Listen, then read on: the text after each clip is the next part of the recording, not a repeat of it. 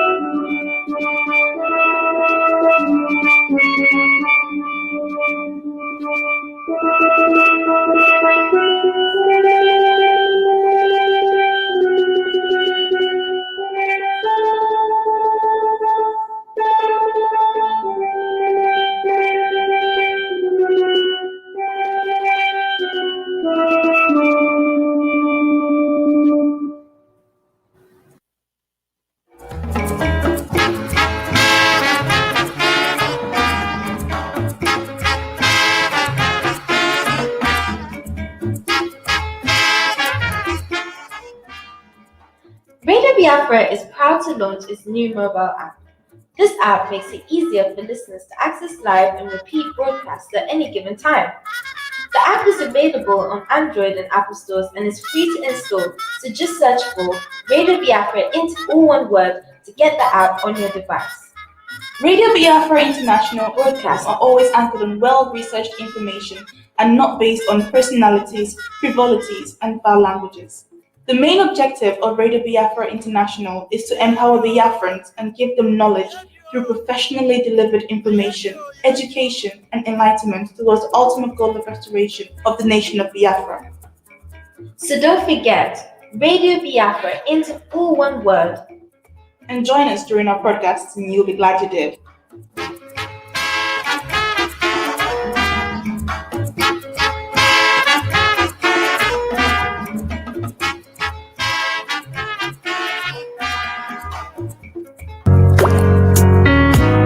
Stop spending time with the wrong people. Life is too short to spend time with people who suck the happiness out of you. If someone wants you in their life, they'll make room for you. You shouldn't have to fight for a spot. Never ever insist yourself to someone who continuously overlooks your worth. And remember, it's not the people that stand by your side when you're at your best, but the ones who stand beside you when you're at your worst that are your true friends. Stop trying to be someone you're not. One of the greatest challenges in life is being yourself in a world that's trying to make you like everyone else. Someone will always be prettier. Someone will always be smarter. Someone will always be younger. But they will never be you. Don't change so people will like you. Be yourself, and the right people will love the real you. Stop trying to hold on to the past. You cannot start the next chapter of your life if you keep rereading the last one. Stop being scared to make a mistake. Doing something and getting it wrong is at least 10 times more productive than doing nothing. Every success has a trail of failures behind it, and every failure is leading towards success. You end up regretting the things you did not do far more than the things you did. Stop getting involved in relationships for the wrong reasons. Relationships must be chosen wisely. It is better to be alone than to be in bad company. There's no need to rush. If something is meant to be, it will happen at the right time, with the right person, and for the best reason. Stop rejecting new relationships just because old ones didn't work. In life, you'll realize that there's a purpose for everyone you meet. Some will test you, some will use you, and some will teach you. But most importantly, some will bring out the best in you. Stop trying to compensate against things that are not there. And stop trying to compete against everyone else. Don't worry about what others are doing better than you. Concentrate on beating your own records every day. Success is a battle between you and yourself only. I just have to repeat this. This warrants a repeat. Stop trying to compete against everyone else. Don't worry about what others are doing better than you. Concentrate on beating your own records every day. Success is a battle between you and yourself only. Life is too short to spend time with people who suck the happiness out of you. If someone wants you in their life, they'll make room for you. You shouldn't have to fight for a spot. Never ever insist yourself to someone who continuously overlooks your worth. And remember, it's not the people that stand by your side when you're at your best, but the ones who stand beside you when you're at your worst that are your true friends.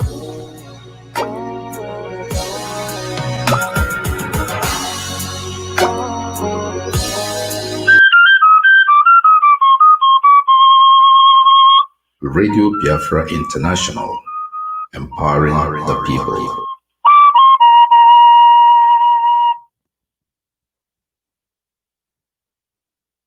Good morning, good afternoon, good evening, wherever you are, all across the world.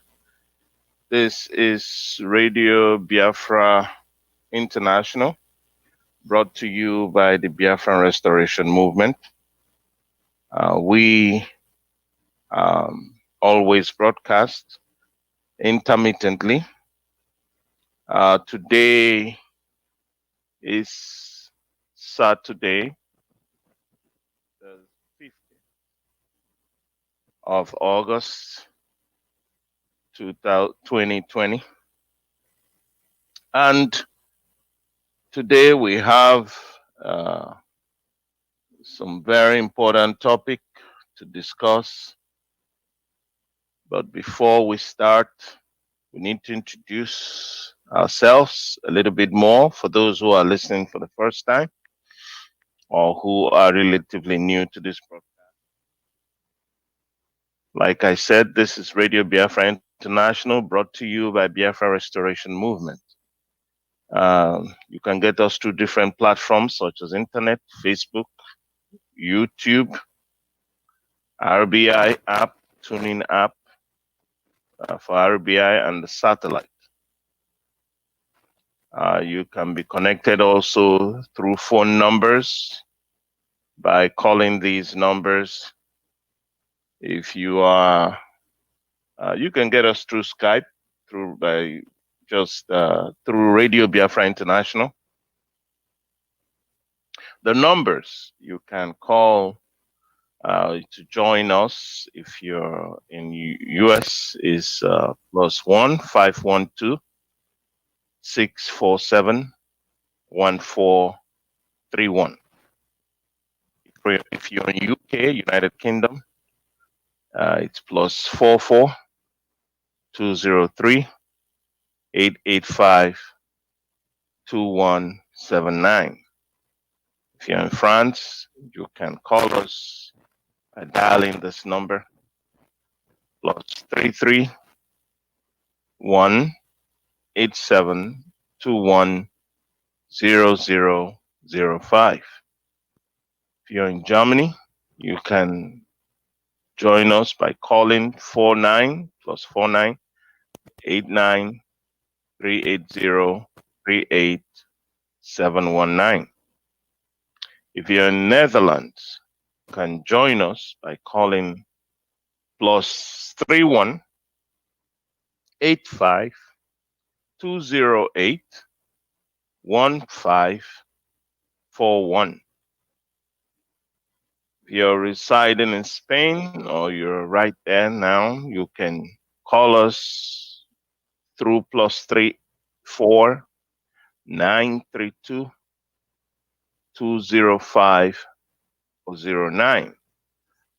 You're in Canada, you can call Radio Biafra International through these numbers +1 437 538 3987. You can join us from Australia by calling +61 87 150 1136. You're in Brazil, your number is +55 21 35 00 0112. And if you're in Japan, you can join us by calling +81 34 510 2372. Okay. Joining us using your browser or your computer without dialing any software, without downloading any software, you can just Google on your Chrome Radio Biafra International. That will lead you to the rest of the information that you need. As I said, this is Radio Biafra International, brought to you by the Biafran Restoration Movement. My name is Odi Moalu, and I'm your broadcast anchor today. And with me will be a panel, and guests who will be coming in later on in this program. And we will have some Biafran panelists, a panel of very educated and experienced people to make their contributions to the very crucial and pertinent issues that are affecting our lives individually and as a people on earth. We inform, we educate, and we persuade. we do not entertain. So we enjoin you to listen in. We expect to bring a broadcast on relevant issues that we need solutions to. The mind, they say, is a terrible thing to waste. Therefore, we must develop it. Our actions are based on our information as human beings on this earth. And if we are not well informed, we will not act properly. So we try to be profusely informed about issues so that we can make the best decisions regarding those issues. And one of those issues, to know the reason of Biafra's existence, is our freedom. This is something we cannot abandon. This is something we cannot say, oh, well, doesn't matter, because it does. It affects us from the day we were born till the day we will leave this earth. Therefore, and as it affects every human being on earth, their freedom is very, very important to them, very critical to their survival as human beings on earth. So that is why Radio Biafra exists today, because there's a cause for it. You know. And before we get into the broadcast in our tradition, I would like to say a prayer or two. Please join me as we honor and venerate for this moment our own Lord and Savior, Yeshua HaMashiach, known as Jesus Christ, and the God of Israel. Father, we thank you for this day. We thank you for making this broadcast possible. We thank you for creating us. You are the maker of heaven and earth, the omniscient, omnipresent, and omnipotent God, most powerful. We honor you. And Lord, we commit our lives into your hands and our affairs. We commit the issues that affect us even more in our lives as a people and in our individual lives into your hands, that you handle it, that you lead us on a path of righteousness, a path of victory, a path of triumph over evil, over exploitation, over oppression, over genocide, and these evils that had attacked us as a people and remains a menace to our existence. Father, we call that you will deliver according to your promise, your church and your people who are being persecuted, or who are being because they believe in you. As always, we know that you will respond to your enemies. We say, let God arise and his enemies be scattered. May the peace of God rest upon Israel and his people.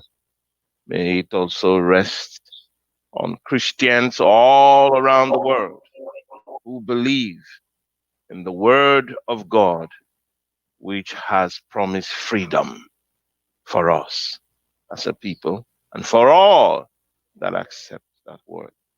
In the name of Yeshua HaMashiach, I pray. Amen. Amen. Okay. Today, we will start by discussing the issues of the day. And one of it is the killings that are going on in Nigeria. We have Southern Kaduna and what is going on in Southern Kaduna. And it's not just only Southern Kaduna, it's going on everywhere. In Nigeria, a country that was created by foreigners, which those who are benefiting from it want to maintain naturally, because they want to maintain it out of their selfish instinct, out of their desire as profiteers of such an unjust and unfair creation, geopolitical creation. So, I mean, we should understand that they don't want to lose their benefits. Most of them are pecuniary from the resources, but at great cost to the indigenous peoples of these lands because they are destabilized in every way politically, economically, socially, and they're becoming distraught people all across the land. Nigeria is a country that was founded on falsehood and is maintained based on that falsehood. And it was a country created by the British, and it was not by the people of the land, it was by foreigners. And that makes it illegitimate. A country that still today, as we speak, maintains a constitution that is a forgery, a forged document. And you can see it still functioning as we are speaking. They're maintaining a forged document by a military leader, Abdul Salami Abubakar, and his cohorts, a document that was set up to serve Islamic conquests of the Christians of the land. And you see, that takes us back to the root causes of these problems. We must address root causes of problems if we are to understand them better. The root cause of the problems, in fact, the greatest threat to human freedom in the world today is one word, and that word is Islam.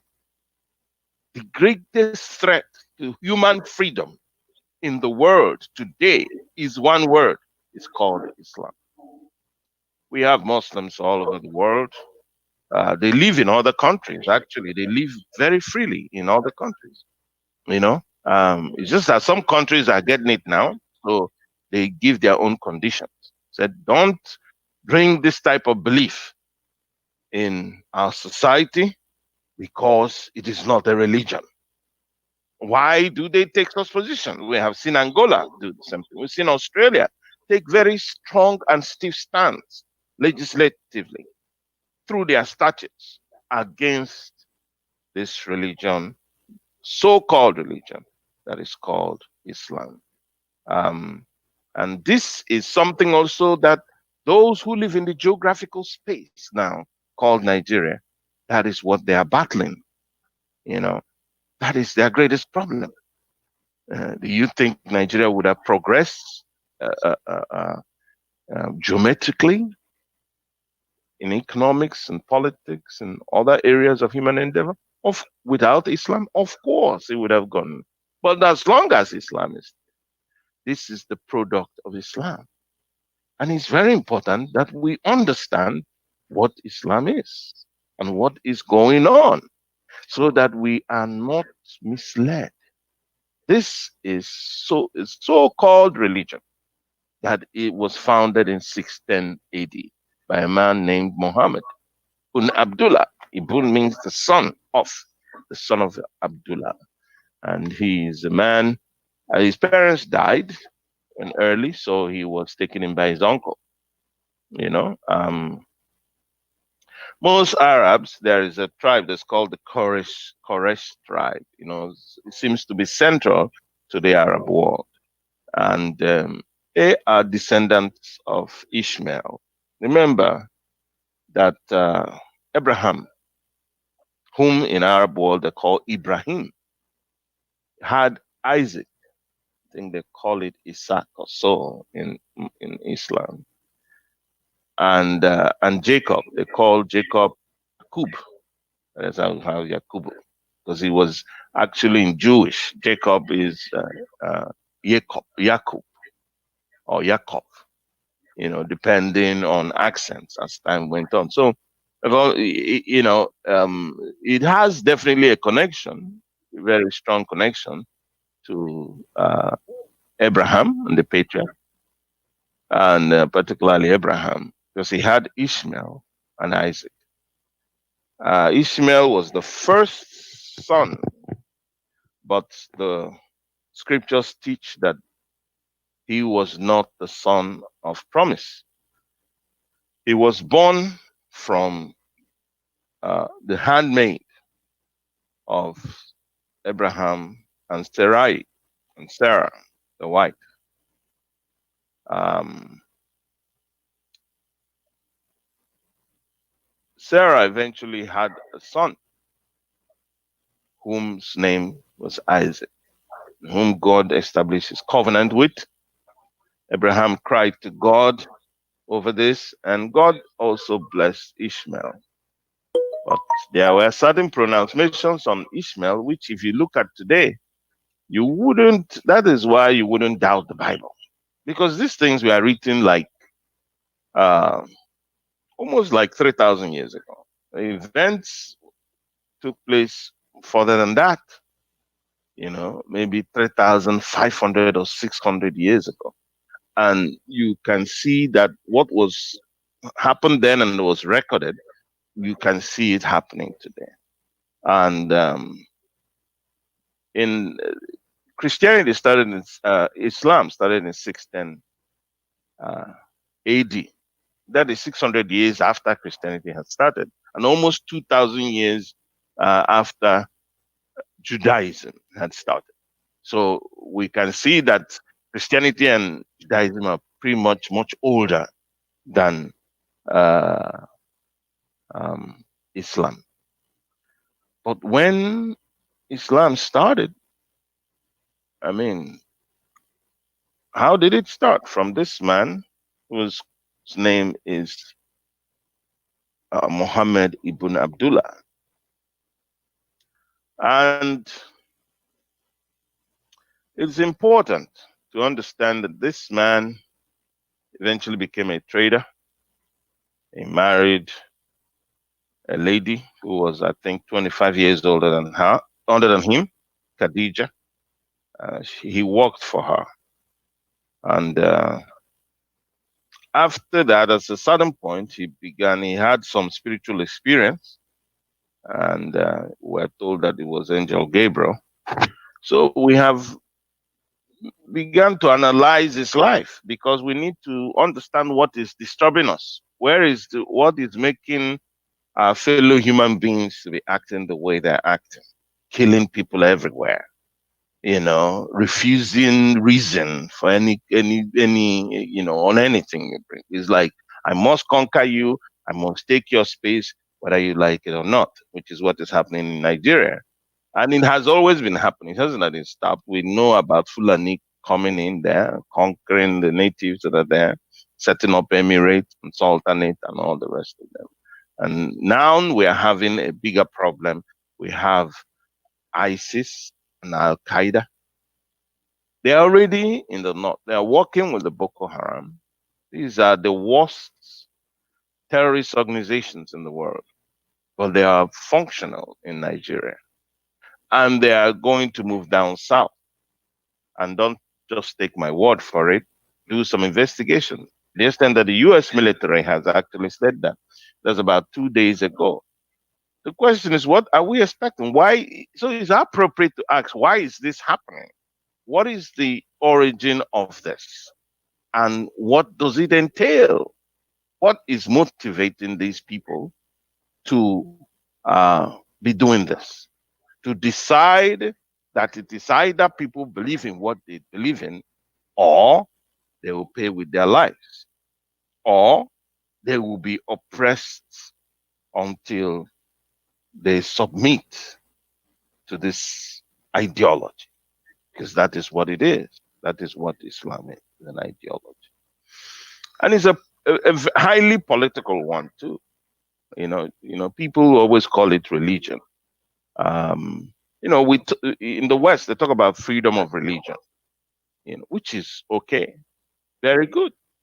That shows advancement. People are free to believe in what they want and worship what they want. That is understood. But the question is, would you call a religion that does not give other people their freedom to believe in what they want to believe? Would you call that a religion? It becomes a problem when somebody would have to force you to simply follow his own beliefs, or you otherwise you'll be dead. That suggests to me that this is simply using intimidation and fear, through bloodshed in order to advance his own beliefs and foist it on others, whether they like it or not. This is not a civilized way of thinking, definitely. So you can tell that there's barbarism in this, if you're going to use that term to do that. And so Islam started in 610 AD. Muhammad eventually, after having this experience, he, sort of, is that an epiphany, you might call it? He began to preach about one God, and he did what is called the Hijrah. It's a journey in 622 AD from Mecca to Medina. Muhammad is the perfect model of a Muslim. We need to understand that. They don't see anybody else as the followers of Islam, do not see anybody else as a better example than Muhammad. There is something that goes on today within Islam in terms of their belief system and how they are seen, which is what we are studying. First of all, the reason why most people are worried is because they believe that there is terrible form of violence that is being exhibited that characterize the practice of this faith that is called Islam. Terrible form of violence against innocent people. And we are saying, are there records to support us? I believe so. It's beyond, it's not anything that is doubted anymore, because I don't see any people who profess any religion that exacts violence as you see Muslims do, particularly on innocent people. It's always easy to say, oh, well, the West bombed Iraq and all the rest of them. There is a condemnation for that in terms of having an economic appetite. Yes. And even by the citizens in the West. But the main crack here, and what is drawing always that type of response from the West, is the violent nature of this system. I mean, it's not just the West that they're fighting. They fight against, because they call it sometimes clash of civilization. It has started a long time ago. It started from the first time. It started with Muhammad. Let us just put it that way. Remember, there were Christian Arabs before you had Islam ever started, even, for 600 years, 6 centuries, after Christianity has started. That's when Islam started, 600 years after. But Christians weren't moving everywhere, killing people in order to advance Christianity. Christians were seriously persecuted by Rome, which they were under then when it started. Christianity started in Israel. It was started by Christ, and Christ didn't start an institution anyways, because we have to understand that, the Bible is not just an institution named so and so. No, the Bible is simply some instructions which is given to people, human beings, to adhere to for their own spiritual good and in their journey on earth, for their own spiritual benefit. So it is not an institution. It's not claiming that, it's not telling you, okay, this is a certain institution that owns it and that you should know. Institutions are agents of that instruction, of transporting those instructions, of communicating those instructions to other people. So let's understand it that way. And the church is, in most cases, an institution. The church is myriad. The church is not one place where you say, oh, this is the church. There are different institutions that, that are part of what is described as the church. And the church are simply believers in those, in the Christian doctrine, and message. So, and then you have the synagogues for those who are Jews, and there are different sects also in Christianity, so many of them. And what is sect? Well, people just set up different like churches, and they have differences sometimes in doctrinal practice, in their tenets, and even sometimes within the church, these cause schisms. In other words, it brings divisions to them and they divide. The same thing also happened in Islam. Happens in Islam that you have sects, but you don't have as much different sects as you have within Christendom. So, going back to our explanation of Islam, Muhammad performed the Hijrah journey.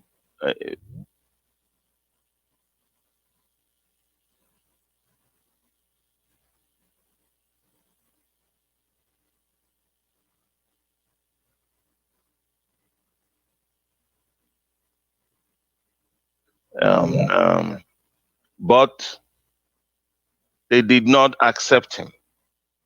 They did not accept him as one of the prophets. And he went back, and after that, the next was war. He started war.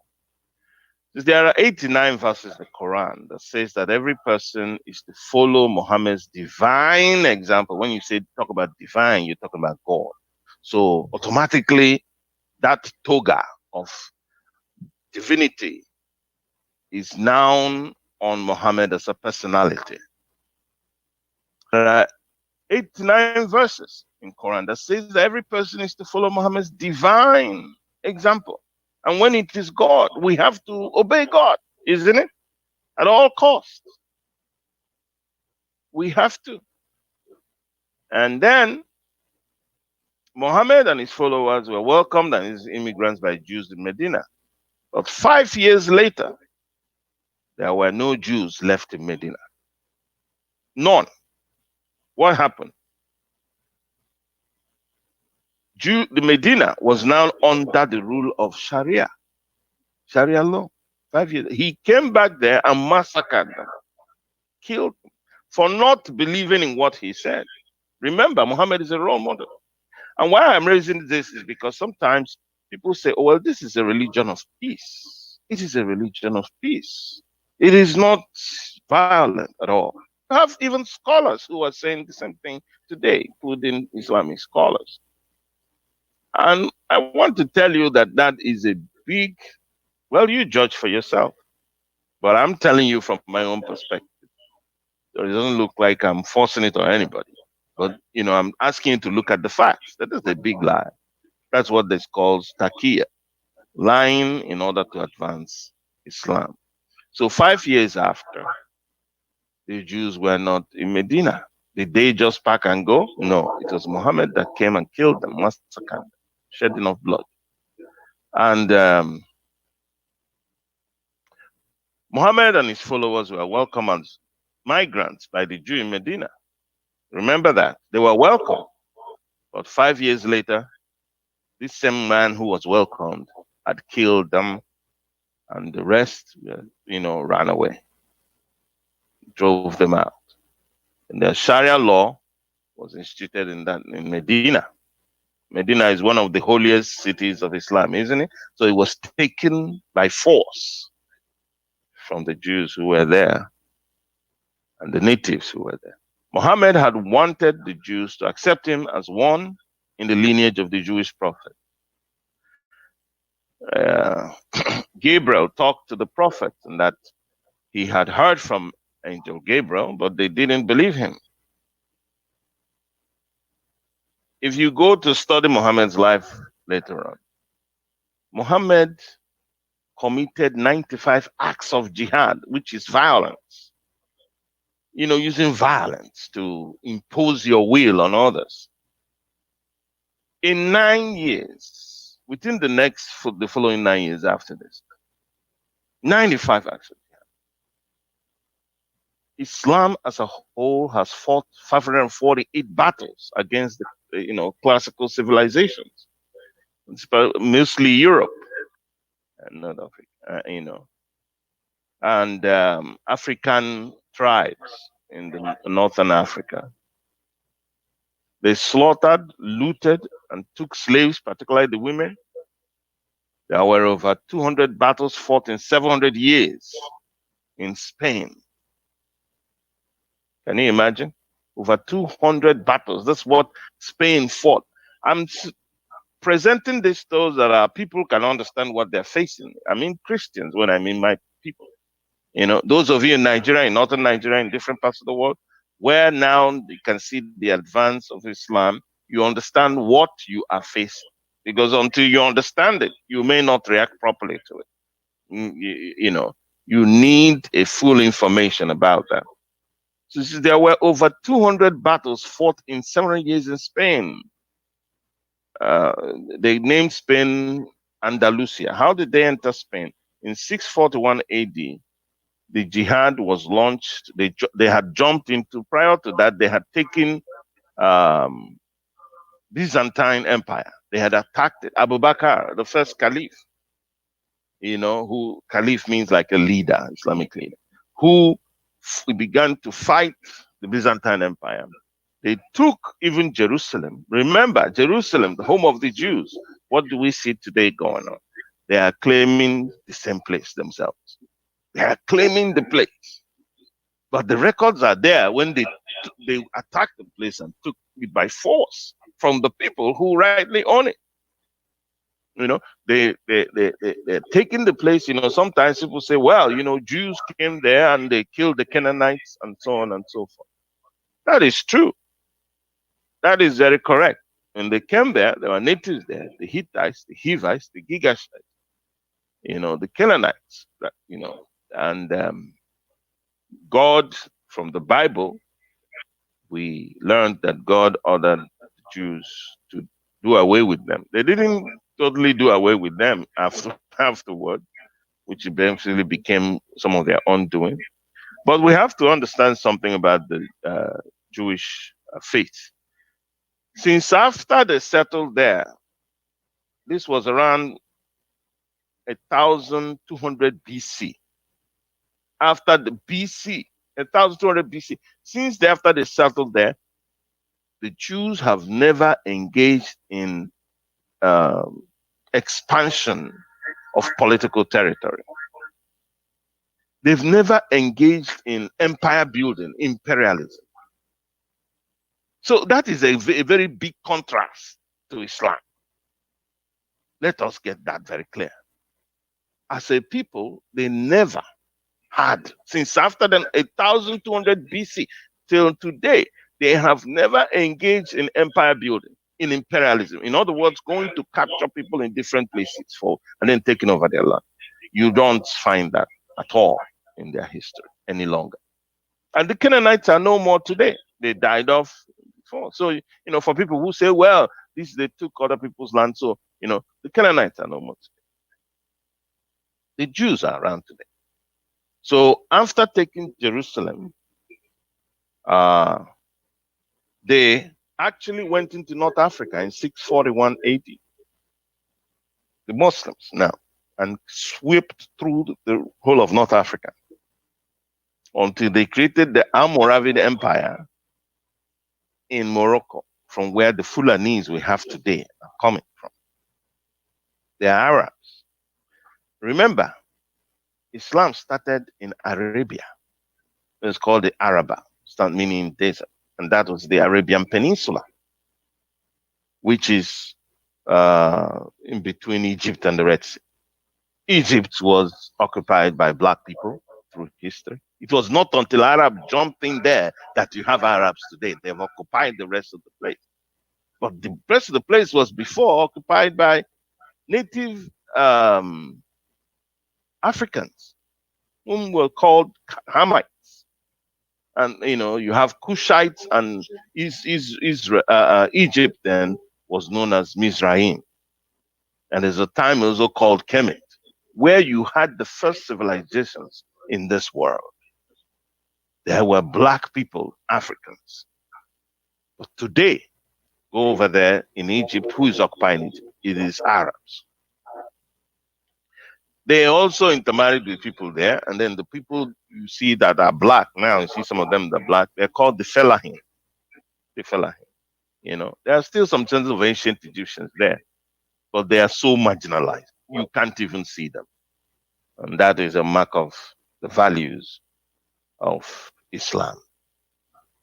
And then from Egypt, even all these countries you're seeing today in North Africa, from Egypt, they went into Libya, from Libya to Tunisia, to Algeria, to Morocco. Then by 711 AD, remember they came into Africa in 641.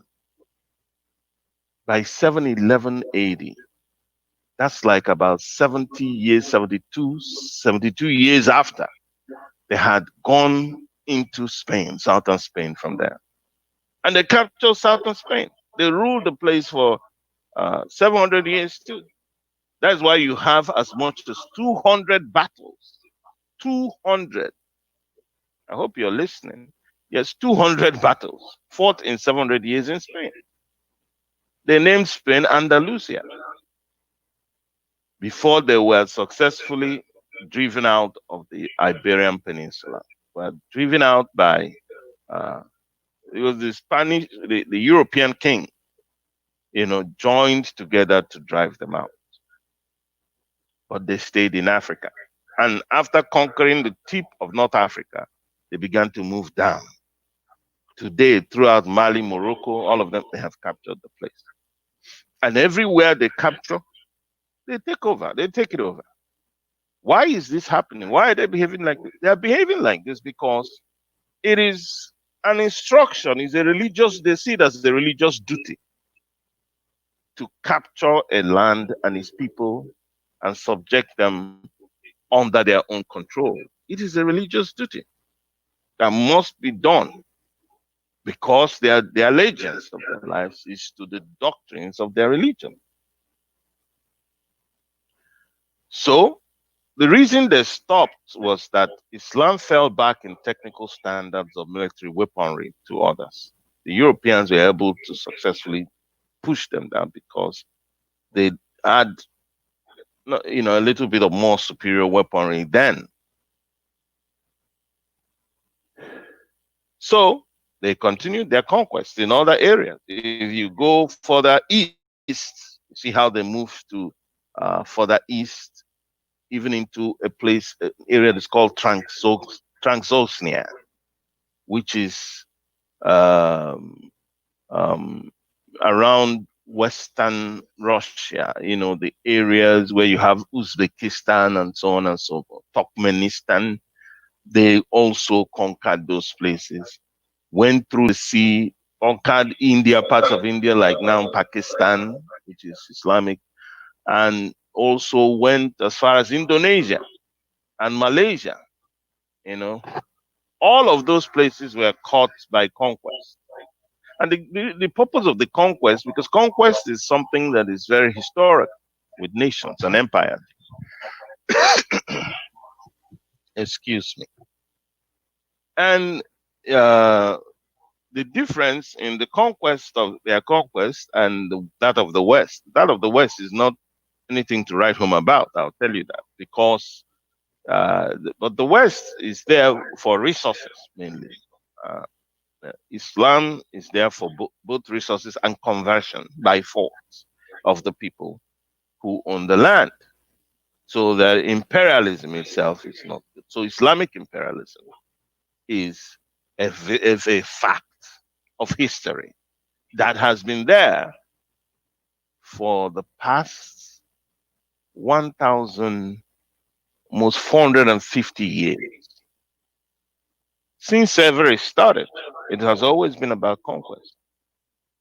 So, for those of us who are in Nigeria, you have to understand what is going on properly so that you know what to expect. You don't live a life of just simply wishing that, you know, something else will happen when you get something different from your wishes. So, there are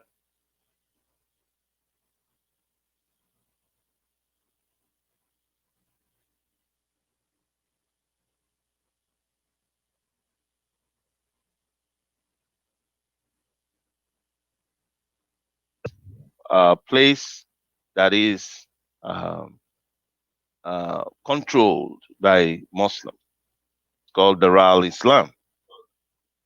The other place that they don't control, they call Daral Harb. That is some place they are at war with. You see the point? To them, peace means Islam being there. War means if Islam is not there, we war because that means those people are warring against us. So to war against them don't mean you have to really take a gun against them. No, it means that you're not them. It is war that is there. You don't believe in ideology. You're not, if you don't accept Islamic ideology, then you're at war with them. That is how they see it. And we see this going on and on and on throughout history. But this is part of the, aspects of Islam that sometimes is not being discussed. In the West, there are some forums where they discuss these now, in maybe mainly institutions, and this is the same thing that should be done. Even in Nigeria and so on, this is the modern age. People should come in and discuss these issues, have a program and discuss it, and people should freely talk.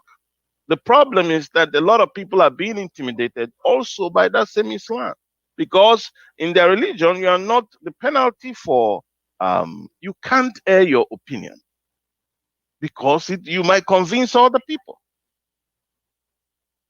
You see the dangers in this type of thing. And that's why we say it's not a religion, really, because a religion should give people freedom to practice other religions.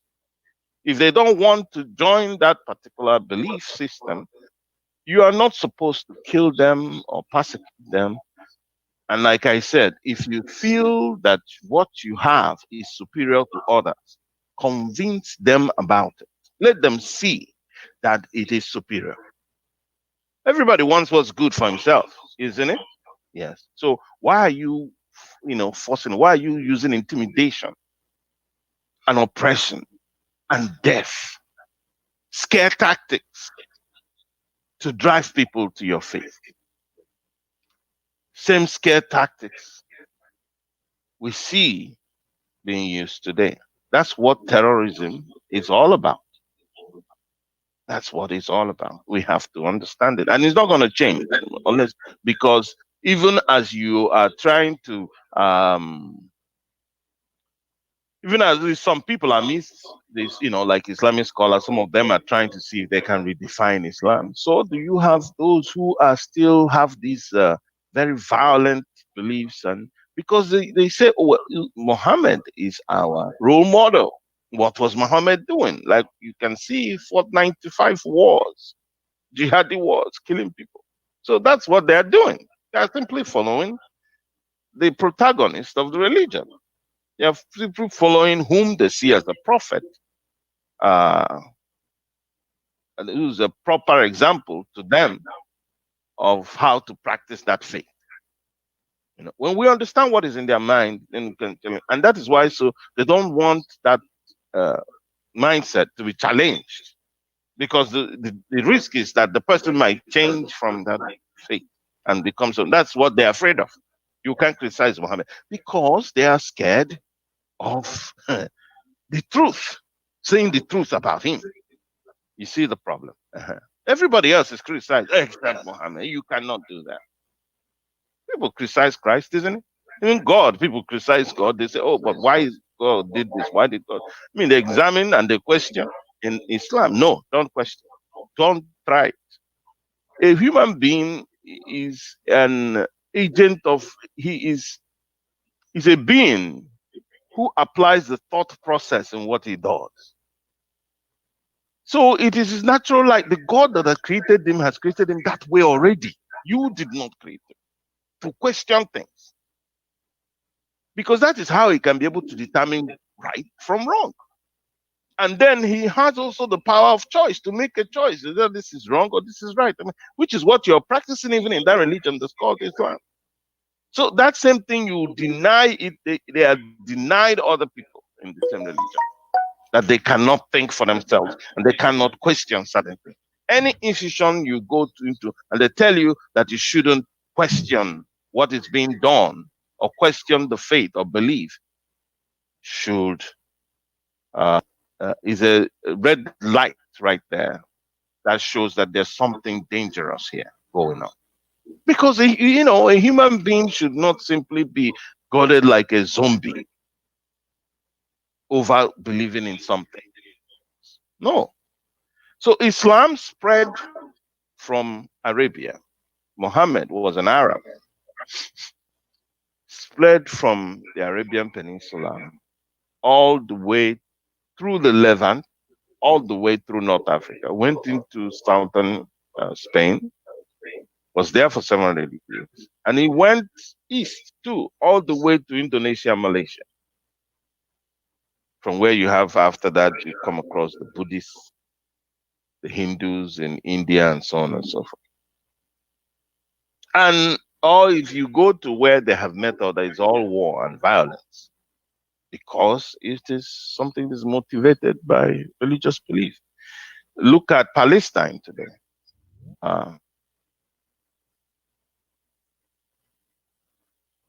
The Arabs have 22 states on their account. 22 countries are Arab countries. How did they move from one, that is Arabia, to 22? And then you go and look at that little strip of land that the Jews have had for 4,000 years. They say, oh, well, even if they left there, so people should take it over.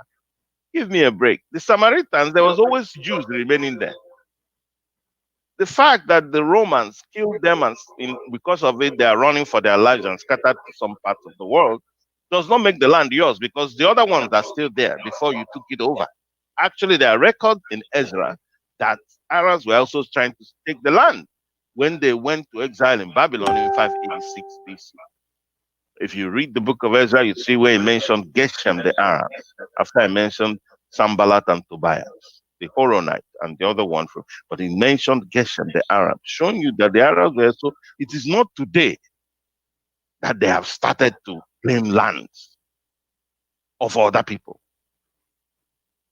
Geshem the Arab. This is at the time of Ezra. What is the time of Ezra? The time of Ezra was around 424 BC, 400 years before Christ came physically.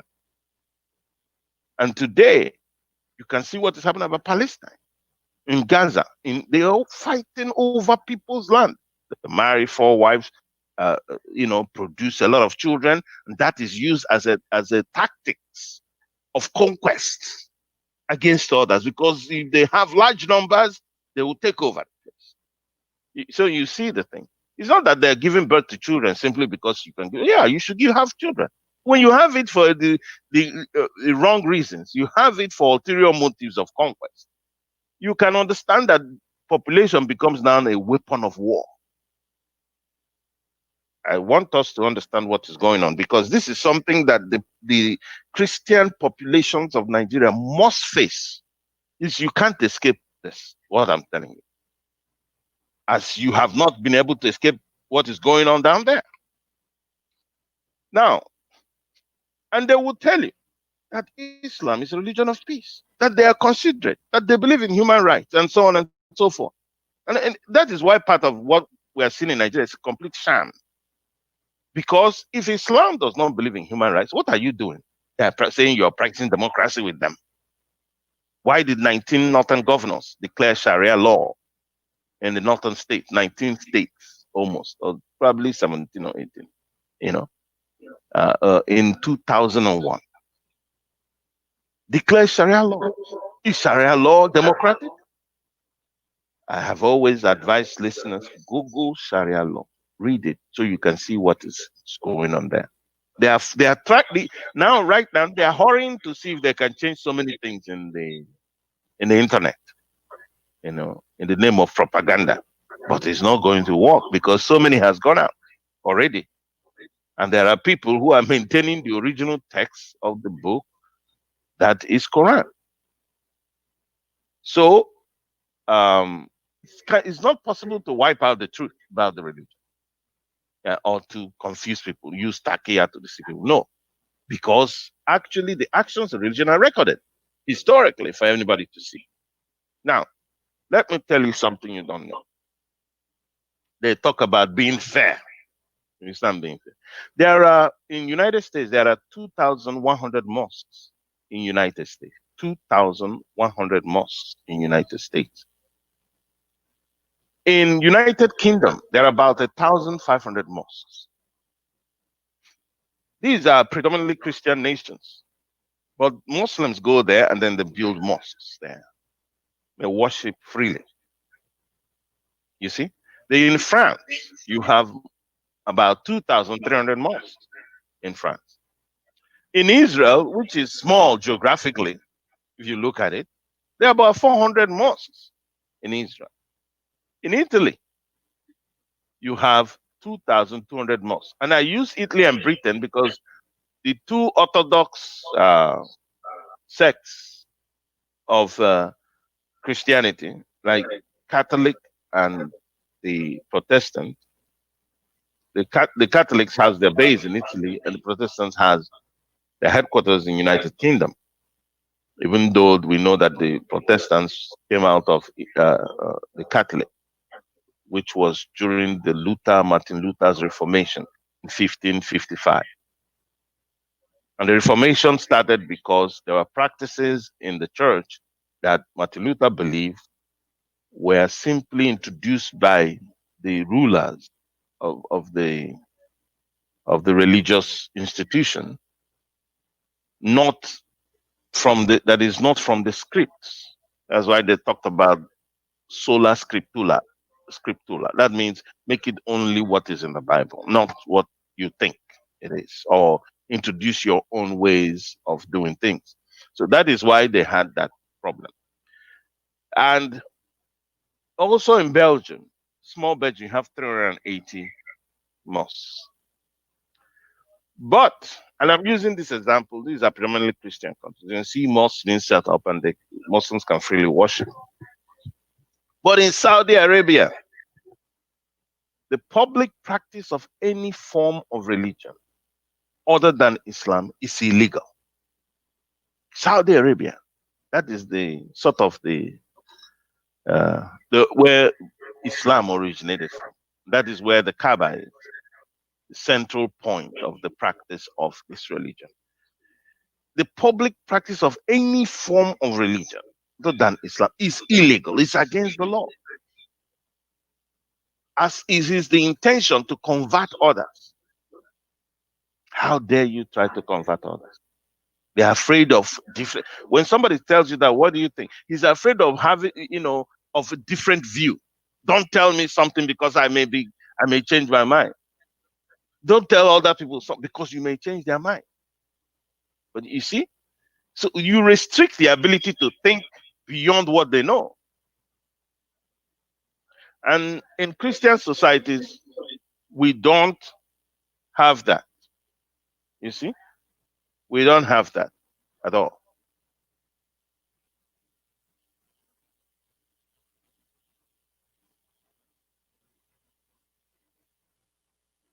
Sorry for that interlude.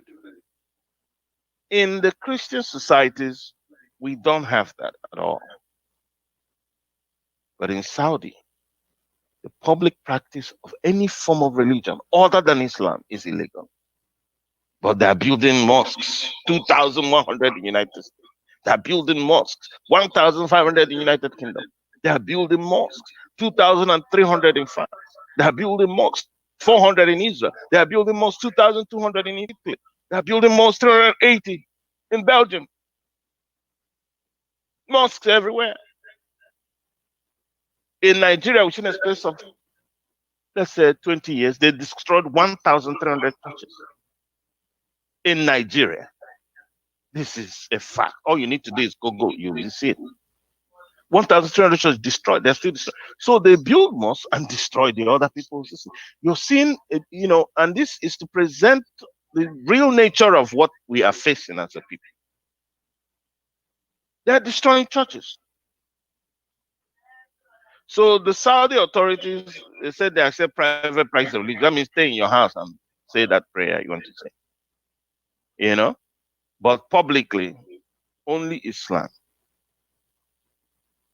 It says you can bring a religious text into the country as long as it is for your personal use. That means do not let nobody else see any other religious text you're having that is separate. You can see the nature of this society. In Dubai is supposed to be sort of like the most liberal of Islamic nations, the most liberal, the supposedly most tolerated, tolerating of diversity. People talk about Dubai a lot. Among mainly Islamic nations, you are free to pray, but don't try to convert anybody. That is how Dubai is. Dubai is in UAE, United Arab Emirates, just part of the United Arab Emirates. But it has crippling restrictions on freedom of speech. There is widespread censorship, and dozens of activists are in jail.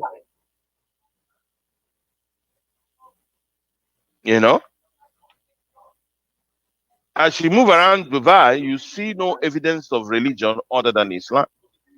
Churches cannot display crosses, and those who preach publicly or try to persuade Muslims to convert can expect jail and deportation. That's in Dubai. I'm saying this to make us understand what is coming in Nigeria. That this is no longer something that is arguable. What the rest of the Christians in Nigeria are facing, and which they must have to face and deal with. There is, even as far back as 1990s, there's been a lot of violence in Christian areas in the northern part, like in Jos. There was a publication in Vanguard of July 16, 2012 that says we lost 10,000 people to Fulani attacks. This is Berom people. I'm going to read just a little bit excerpt for you. It says the Berom Plateau State say they have lost over 10,000 people and property worth more than 180 billion naira to Fulani herdsmen since the attacks began. This is in 2012.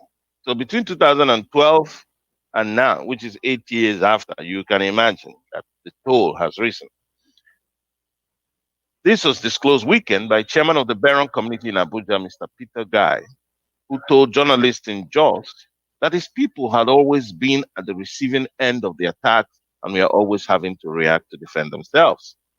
He said, given their experience with the Fulani, who would resist any attempt to carve out any part of Berom land as grazing reserve, as being proposed in the grazing bill currently before the National Assembly.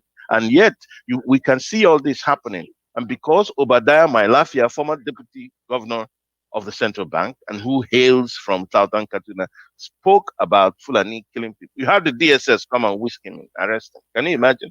And governors in the north have the temerity to ask that he should prove how there is a northern governor supporting Boko Haram.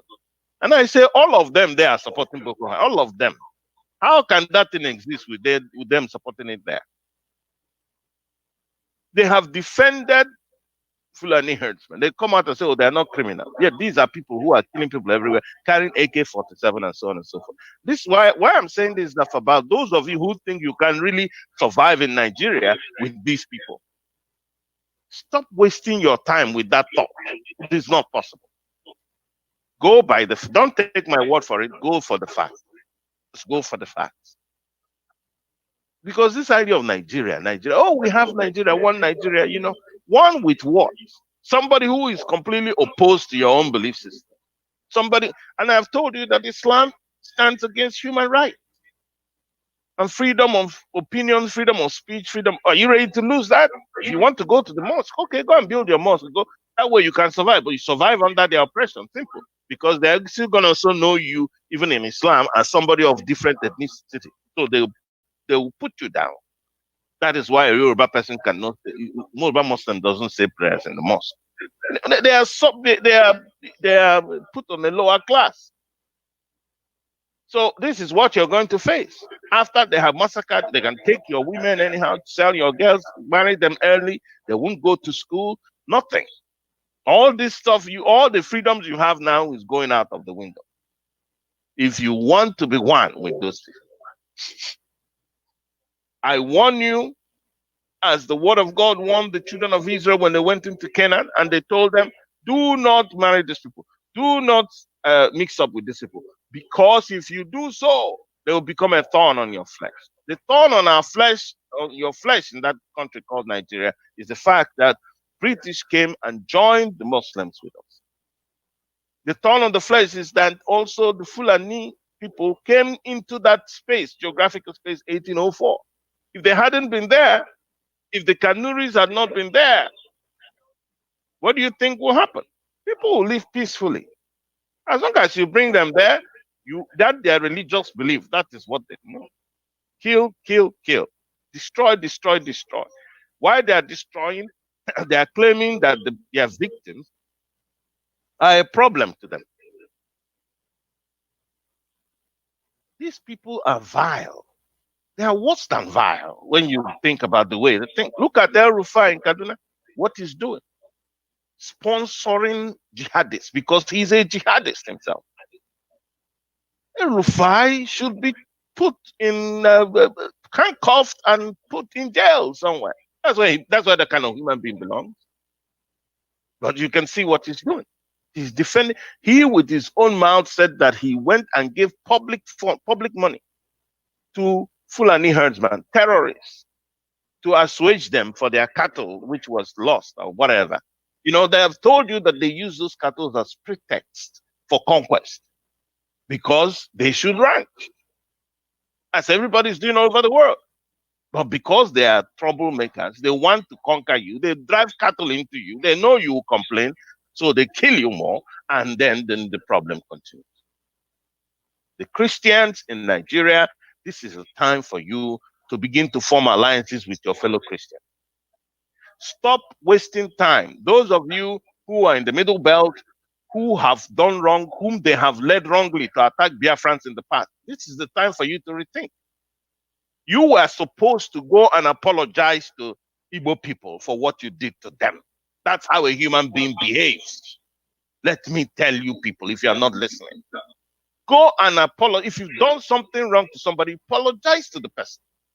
You have new form for relationship with him, so you can survive, and that your faith, the Christian faith, can survive there. And it's because that Christian faith is a light to them that the darkness is, But how can darkness defeat light? It won't eventually. And I'm advising you that what you do so you don't suffer so much in this field, because a lot of people are crying out.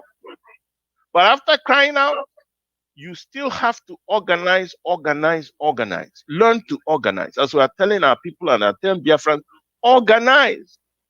You cry out, that is good, so that people will know. So that is good, so that people can understand the intensity and how the problem is. Crying out is very good. That is why we have Radio Biafra. Keep voicing out your destiny. Just keep doing it. But organize. You must organize as you do that. Those ethnic groups that are Christians up north, you must come together, form a body, unite with the South. You need that for you to survive.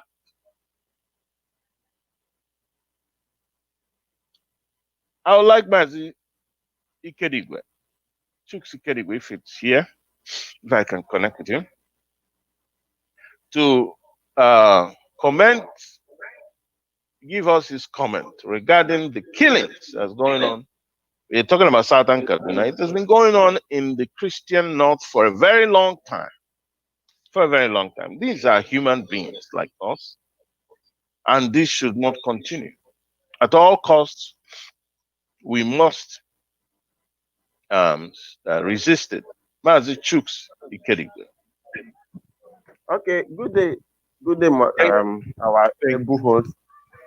Using this opportunity to welcome all our esteemed listeners. You are all welcome.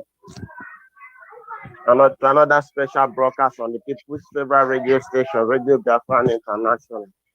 Okay, the killings. Let's don't forget one thing. We must all one fact we must all get is that the essence why government exists is to secure lives and properties, secure lives and welfare of the people.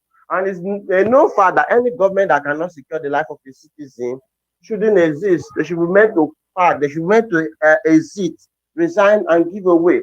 But since this government has been there for the next 5 hours, years, this killing has become so entrenched into the system that it's become an ordinary thing. People now, Fulani herdsmen now come into a community, riding on a bike, from the massacre whole community and drives out, and nothing happens. And what the government will tell you, well, people should be patient, this, that. So we must know that it might not have started today, but it has been so entrenched right now that nothing is happening. Nobody's going after, nobody's being brought to book for these killings. And because of it, it's going to continue. It has been continuing, and it will keep continuing. What we must not forget is that the man who is there actually supports this killing. We know how he came very hard on IPOB. IPOB that was not carrying any arm, that was doing nothing, wasn't into killing. We know how we sent all the military equipment and everything down to Southeast there to murder our people harmlessly and every other thing. But since this killing has been happening in Southern Kaduna and the other, it just turns a blind eye, just because as if it doesn't even know what is happening. And this is the fact that our people must recognize, because if it comes into our own region, it's also going to be like this. So we must understand where the situation is that the government is giving a hard support to whatever is happening. And because of it, just look at the other day, Obadiah Malafia came out telling us what is happening. And then the GSS is telling him, GSS came out with a report saying the guy is paying to the gallery. He apologized when he came to their office, when they were invited into the office. As in, they want it to be seen as if those truths don't exist. But we know this truth exists. We know the fact, the allegation that he made exists, that somebody is actually sponsoring them. It's so disheartening that when this government was coming in, they came in on the mantra of protecting lives and property, providing security. But we've watched them behave as if the sculpture of life doesn't matter. What they do now is to compare the rate of people that were dying when Jonathan was there and the rate of people who are dying now. And even at that, they are messing everything up. And the one that broke the camel's back, one they're telling you, you have to be alive. They will talk about your ancestral home. In other words, run for your ancestral home to be alive. Another person will come and pick it up. So this is a fact. The government knows exactly what is happening. The elite in the north knows exactly what is happening, and that's why they are playing panic as if nothing is happening. We shouldn't forget that just a few years ago, Ejirika was the army chief of staff, and he was dealing with this Boko Haram, and they started dealing with these killers elements, and they were shouting that it's killing their people. Okay, what is happening now? Does it mean their people are no longer dying? No, the northern elders are no more talking. The Nigerian medias are no more shouting. Everybody is not taking this thing. They're not pretending. Probably because it's no longer happening to the people, or because it's no longer the people, the enemy. their enemy that's fighting this thing. So we must get this fact, and because of this fact, if we're able to understand, because people say any man who understands where the rain starts beating him we definitely know where it will end. But if we do not understand, that's where it will keep going and going and continuing. So, but everything has to go. What this woman must understand is that right to self-defense is the only guarantee, because government will never help you. The government will always keep looking the other way why this evil happens. So they must understand that they must defend themselves. It's a guaranteed right. They must defend themselves. Defend yourself by all means necessary so that you'll be alive. I'll stop here now. Thank you.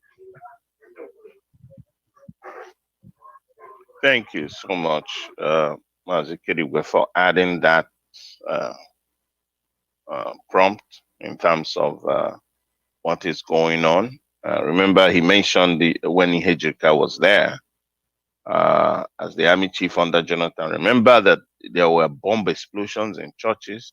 I still remember the one in Madala. How shocked I was when I saw it. 44 people killed in a Madala Catholic Church. Madala is in Niger State, and most of them were Igbo people, and there were bombs everywhere. And the one that was in Abuja, some park in Abuja, killed so many people, and people were complaining about Jonathan doing something, and Jonathan eventually made a decision to fight these people head on. Ihejirika was the army chief, and he began. And as he began fighting them, so were they being conquered, until eventually there was just a pocket of place left in Borno State. And what was people like Buhari saying? Muhammadu Buhari, who has not hidden his bigoted views about other religions, who has also spoken and made his view as someone who wants Islam to be enforced in Nigeria, complained that the war against Boko Haram is a war against the North. He made that statement. So as Mazi Kedigwe was just said, eventually they forced Jonathan to remove Ihejirika and put Minima. Minima is from Opobo, I think so. Yeah. Minima as the chief of army staff. And what do you have today? Every security agency is headed by an Islamic Northerner. And what do we see happening? Of course, killings going on. I mean, I'm telling you, for those who are expecting something different, because that's where you'll be making your terrible mistake. Understand what you're dealing with, so you can understand what you have to do. And the sooner you start to do that, the better. To prepare for your self-defense and prepare to resist these people with everything you have, you will be conquered. It's all about conquest, nothing else. So, people talk about they are good Muslims. And I ask them, what are the good Muslims doing? Are they criticizing what the bad ones are doing? You don't hear their voices, am I right? So you see, these are people who are tacitly in support of what is going on. Otherwise, they will criticise. Where are the other so-called good Muslims? Where are they? They're not criticizing what is happening, because it's not happening against them. It is other people that is happening against. So, and they're okay with it. Otherwise, good Muslims will demonstrate. So, and when you talk about the Shiites, for those of you who say, well, the Shiites are demonstrating, the Shiites and the Sunnis has always been at conflict right from time, because it was a schism that was there right from the beginning when you had the first Caliph Abubakar. And in terms of who was to inherit Muhammad's leadership, that split the group. The Shiites are actually very few in number. 85% of Muslim adherents in the world, almost, 85% at least, are Sunnis. Just like in Nigeria, you have it. So you have just 15% who are Shiites, and Shiites are mainly in Iran. There were also some Shiites. If you cross the Strait of Hormuz, it's water line that divides Iran and Saudi Arabia. There are a very rich oil region right there in the northeastern part of Saudi Arabia. And what do you have? You have people, Shiites actually living there. The sort of horrible persecution they are receiving from the Saudi authorities, the Saudis are Sunnis, obviously, is terrible. The Saudis are Wahhabis, who are the followers of the teachings of Wahhab in the 1700s. And these are people they call the Salafis also, who believe that the Islam should be taught and practiced as Muhammad did. Well, Muhammad was fighting wars and killing people everywhere. What else do you expect them to do? They will follow the same way, that the same thing that Muhammad did. That's what's going on. So those who you may call a moderate Muslims, these are people who probably have not read the Quran because of where they live. I would say the ideal Muslim is the person who's fighting the infidel because he was told to do so. Even in America here, people talk about Islam. We have Muslims. You have, like I said, they have 1,200 mosques, and they are admitted as citizens. Some of them are citizens of the United States. But my question is this: when somebody says he wants to uphold the Constitution of the United States, what have you ever compared the Constitution of the United States with Islam? Islam is simply against Islamic practice and belief is against the Constitution of the United States. Sharia law is against the Constitution of the United States. They are not the same. They are opposite.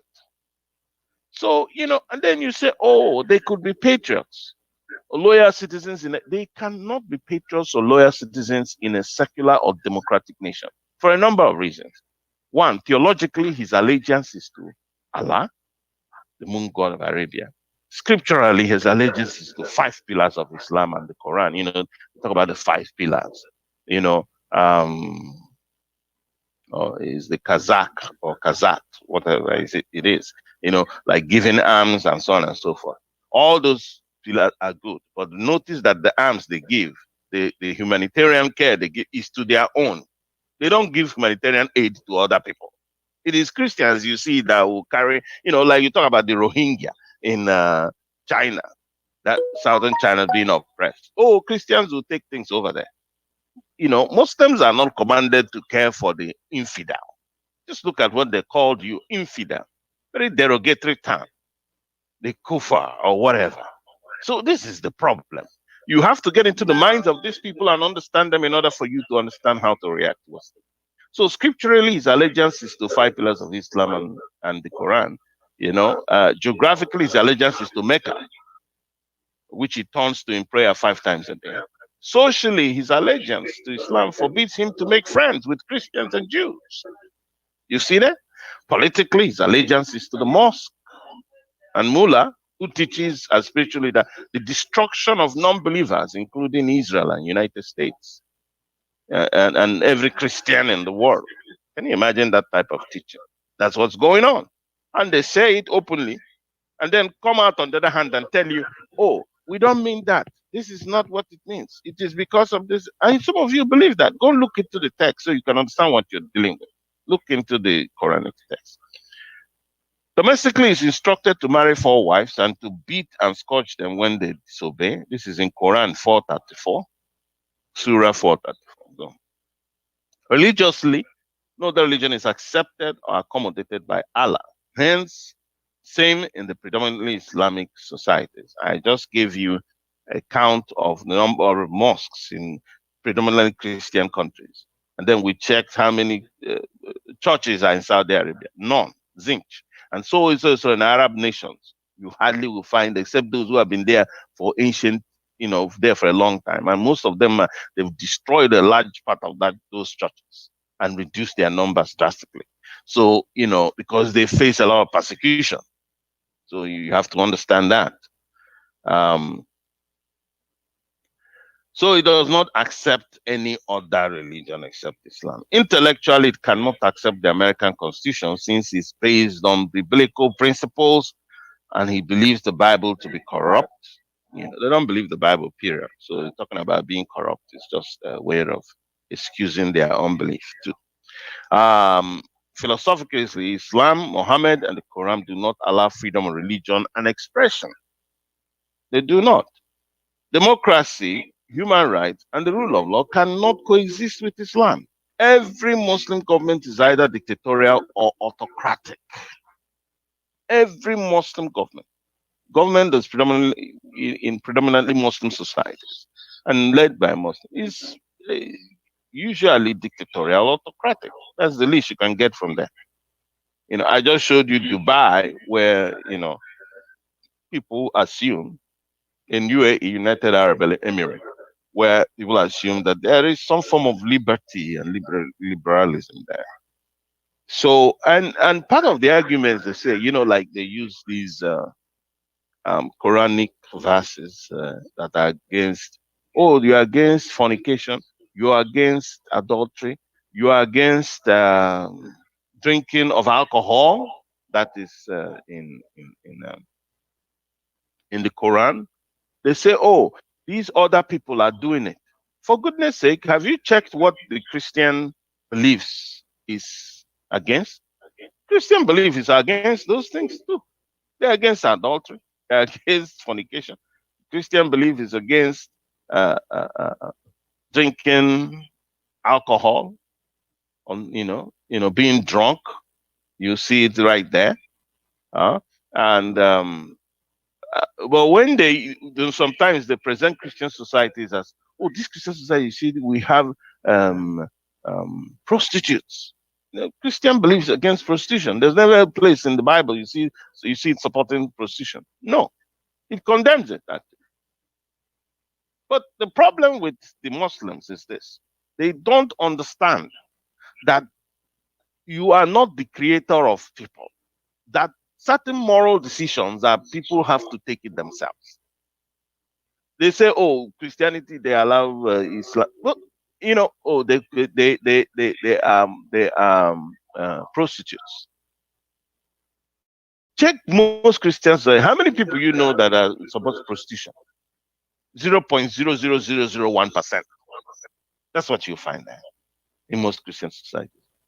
Like everybody wakes up and is doing prostitution. This wrong, placing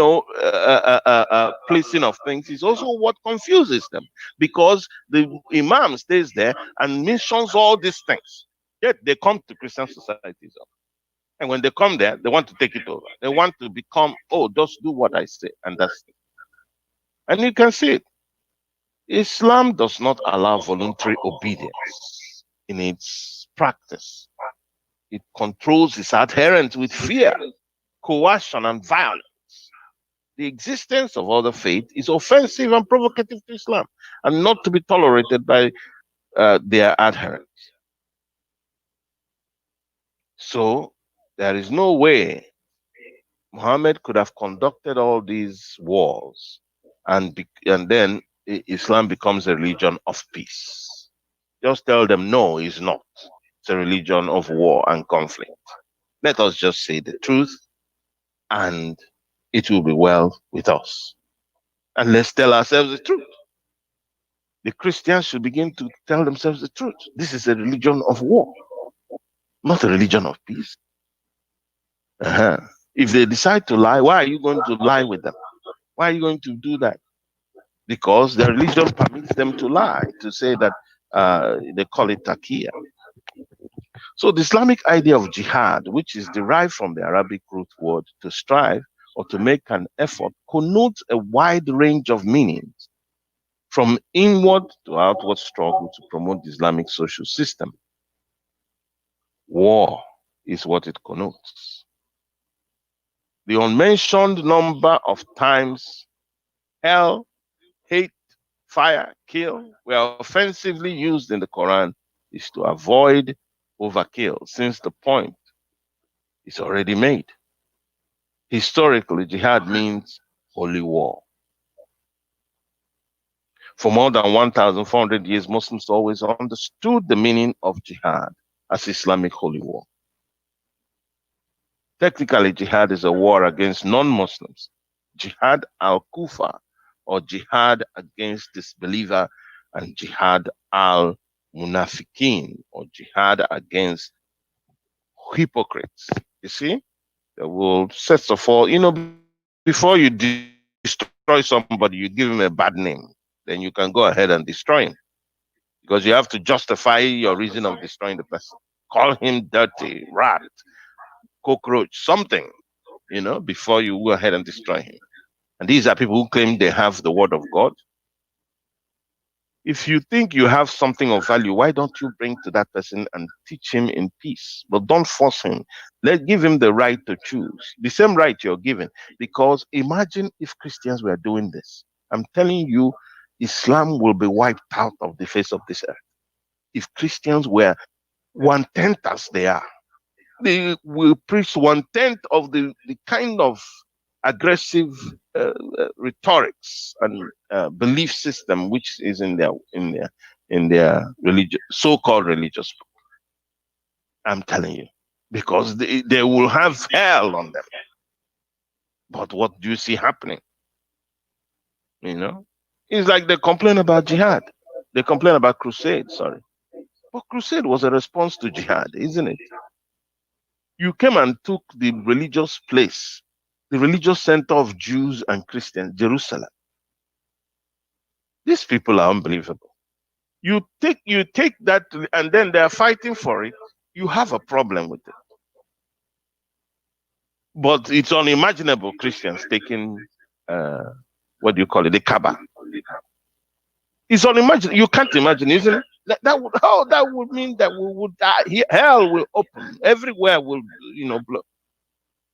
But you took Jerusalem. That's why I say sometimes for you to be a Muslim, your brain has to be suspended somehow, so that your reasoning works in a different way completely.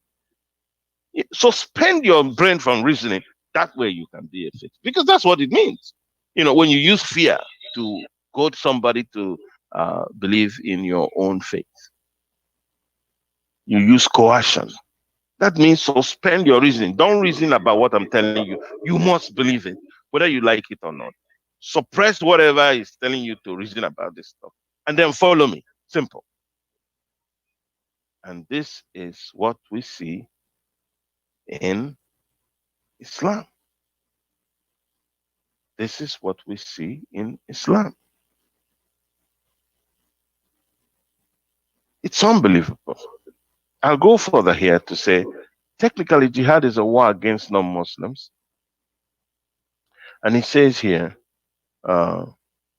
early Islam was spread in Arabian Peninsula solely by holy wars, jihad. Of all the historic battles, around 78 fought by the Muhammad himself, only one battle of each was defensive. 78, only one was defensive. The rest were offensive wars, jihad. That means aggression. The renowned Ibn Khaldun, who lived in AD 32 to 1406, Islamic great historian, sociologist, and philosopher,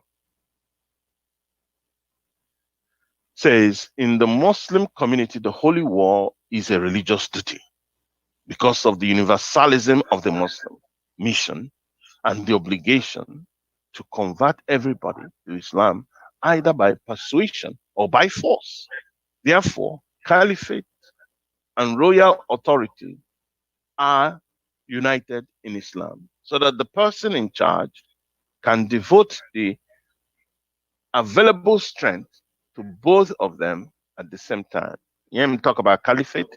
That is why you have the Sokoto Caliphate in Nigeria. As soon as they came in, they established the caliphate themselves.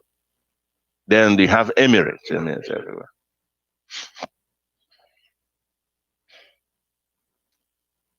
The holy war, Islamic jihad, as it is known in Islamic jurisprudence, is basically an offensive war.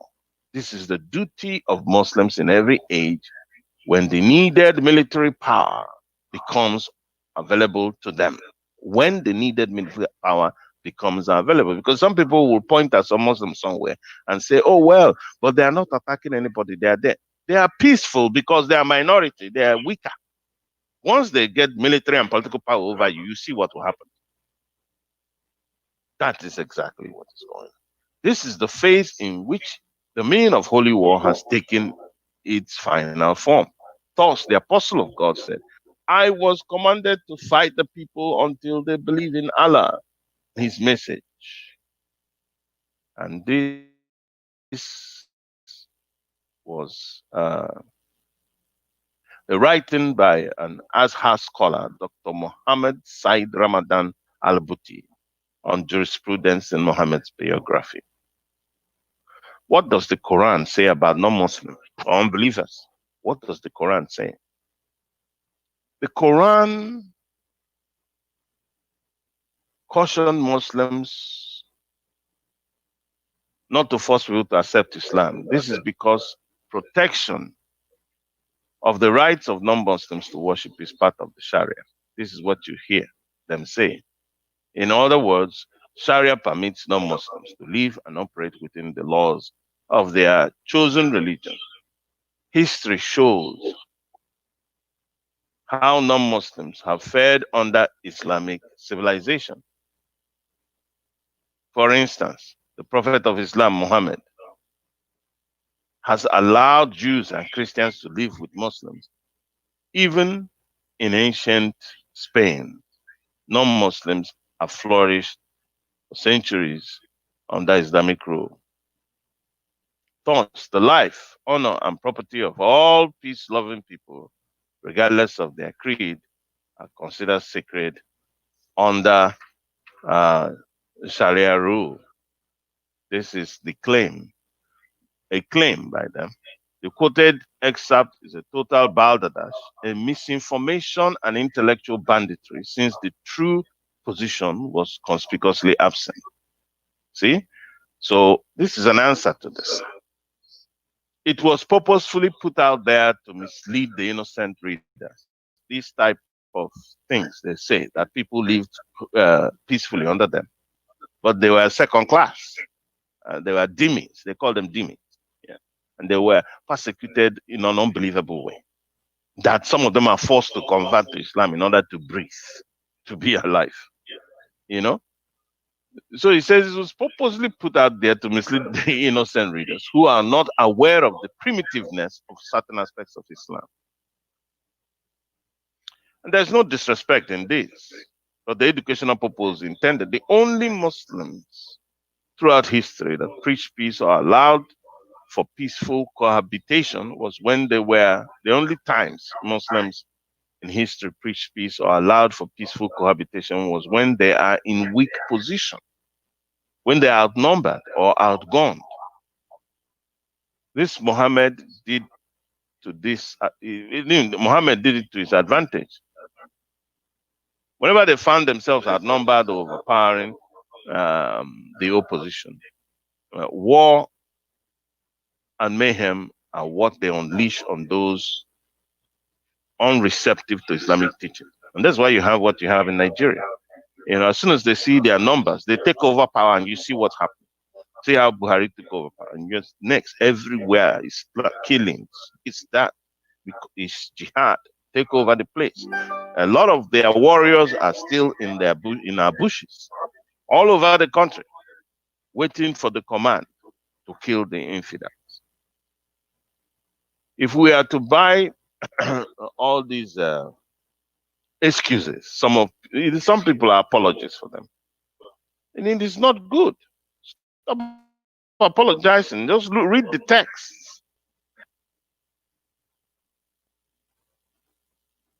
You know, we're also dumbfounded by the silence exhibited by Islamic preachers when people like Salman Rushdie wrote the Quranic verses and drew a death sentence on him. They give it fatwa all the time. You know, so why that?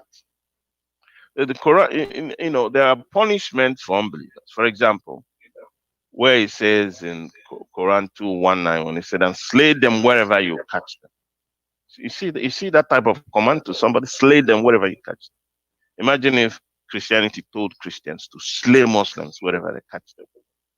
There'll be none of them talking. I'm telling you, most of them will be gone from the face of the earth. It says, "And fight them until there is no more tumult or oppression." Surah 2:192. Imagine if Christians were given this order. Let not the believers take for friends or helpers unbelievers rather than believers. If any do that, in nothing will there be help from Allah.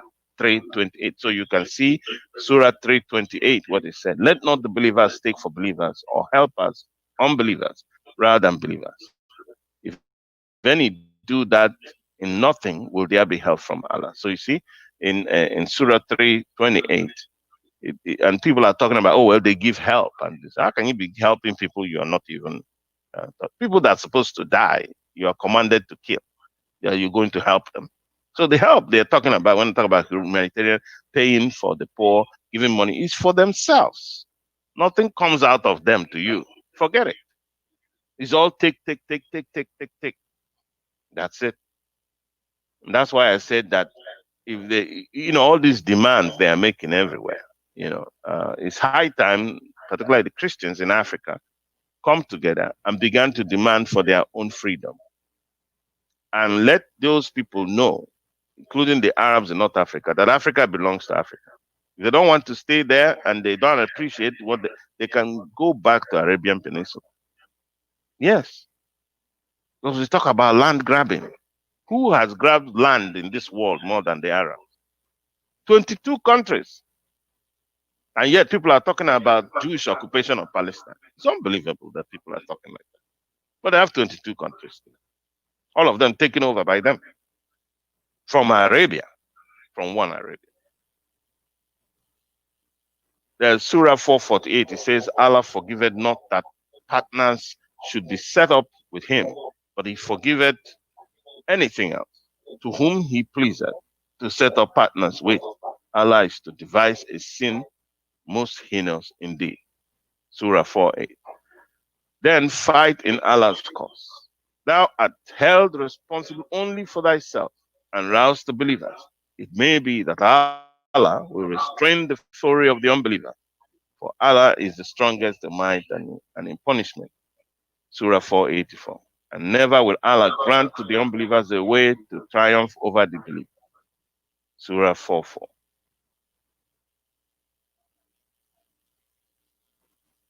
So it's all about waging war against the unbeliever.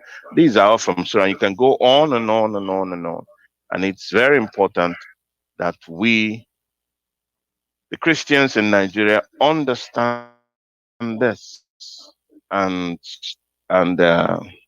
stop thinking something else will happen, in terms of relationship with the rest of the Islamic norm.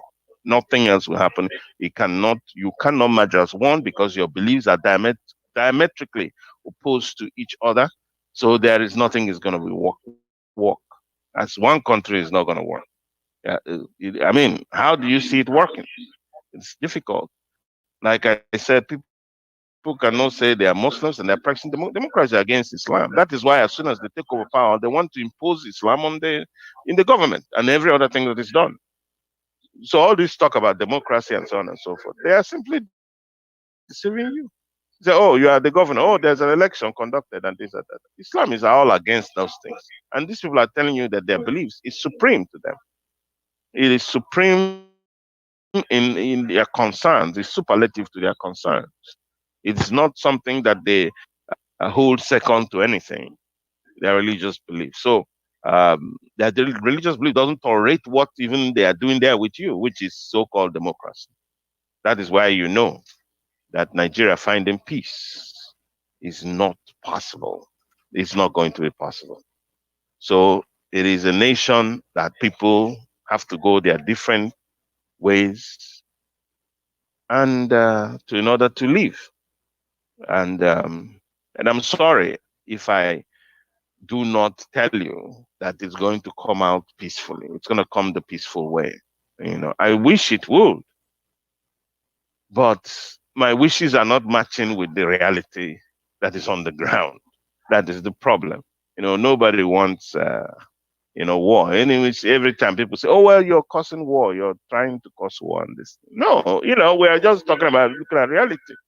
I don't want to fight any wars. I don't want to, I don't want any of those things. I don't want anybody dead. The reason why Radio Biafra kicked up because there's been a lot of killings.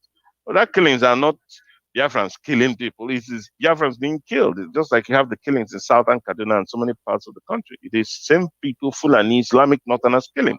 All the religious riots under Obasanjo, 15,000 people died from religious and ethnic riots. And where was that? In the north. All of them in the north. Not one person held responsible, prosecuted. And that is a country that you prefer to live in, and then you think there'll be peace tomorrow? How do you have peace in a place where there's no justice? Because that's a question that we have to ask ourselves. How do you have peace in a place where there is no justice? It is difficult to obtain peace without justice. You know, the long list of Fulani violations of the rights of Biafrans and indigenous peoples of Nigeria is incontestable, as they still work with the cooperation of the armed forces and security agencies and a government seized in pursuit of an ethnic and religious conquest agenda. There is no justice for the hundreds of thousands dead at the hands of the terrorist groups, those in internally displaced persons camps, the poor and the diseased as a result of the northern oligarchy's disruption of the peace. Nigeria had been in a state of war that its government refuses to officially declare because it is driven by the unreasonable pursuits of religious ruling elite in its Islamic north. So it must now be obvious, even to strong contestants of its veracity, that the genocidal war against Biafrans between 1967 and 1970 never ended. We still have no other options in the face of relentless abuse of our rights and threat to slaughter us in our own homes and our own land. We have no options but to defend ourselves. No, Nigerian government, in an addictive perpetration of its recidivist atrocities, yet exhibits crude passion in pursuit of this pernicious goal. It should now be obvious to both domestic and foreign observation that the Fulani is using their pastoral activities to deliberately trespass our farms and land, leaving destruction at its wake, act as traders, selling articles and providing services as pretext to spy our land and annex it, facilitate their plot to slaughter us also and conquer our homeland.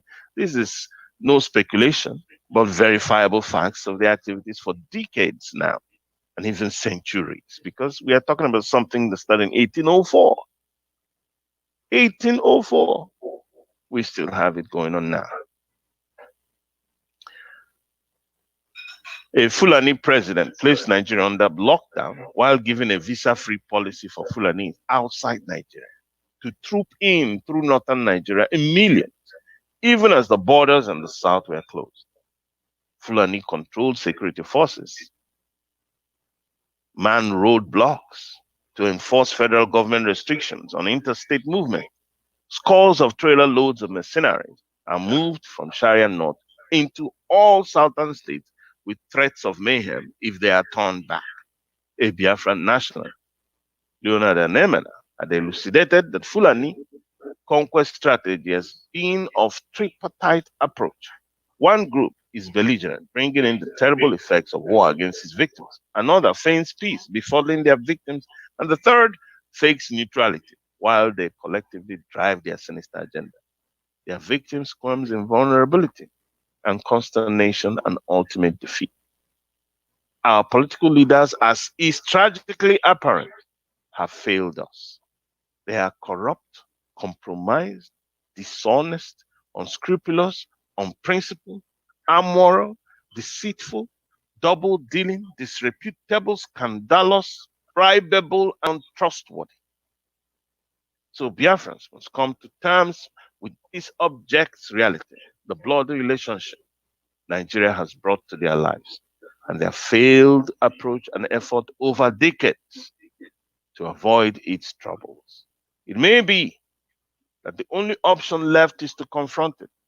Let it not be that we are a people always wishing for the best, even when we are facing the obvious. May the facts of our existence appropriately address any psychological opium of denial and false hope that had assailed our cultural philosophy. Right now, we need ideas and cooperation from ourselves.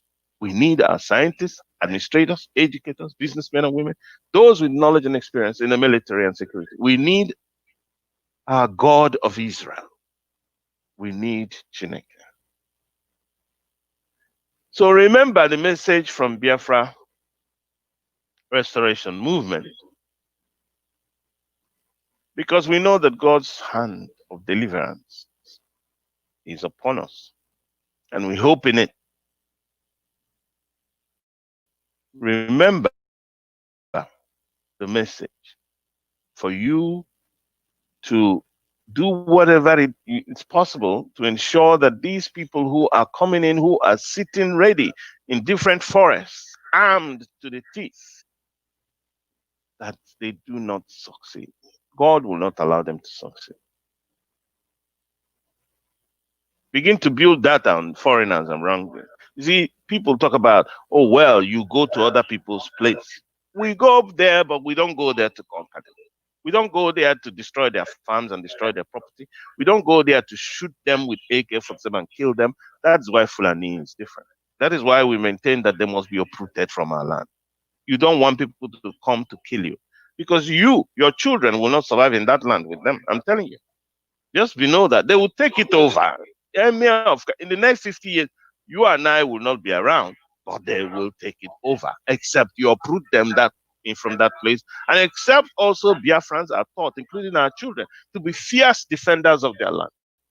If they are not taught to be fierce defenders, they will relax. These people are not relaxing. They work very hard. I'm telling you. Their belief system they have a very strong grip on them. And they have a very strong grip on it. We must oppose it equally. We must stand against it without apologies. So, you must stop them, find out who they are, ask them questions, take their pictures, get every information you can, from whatever they have.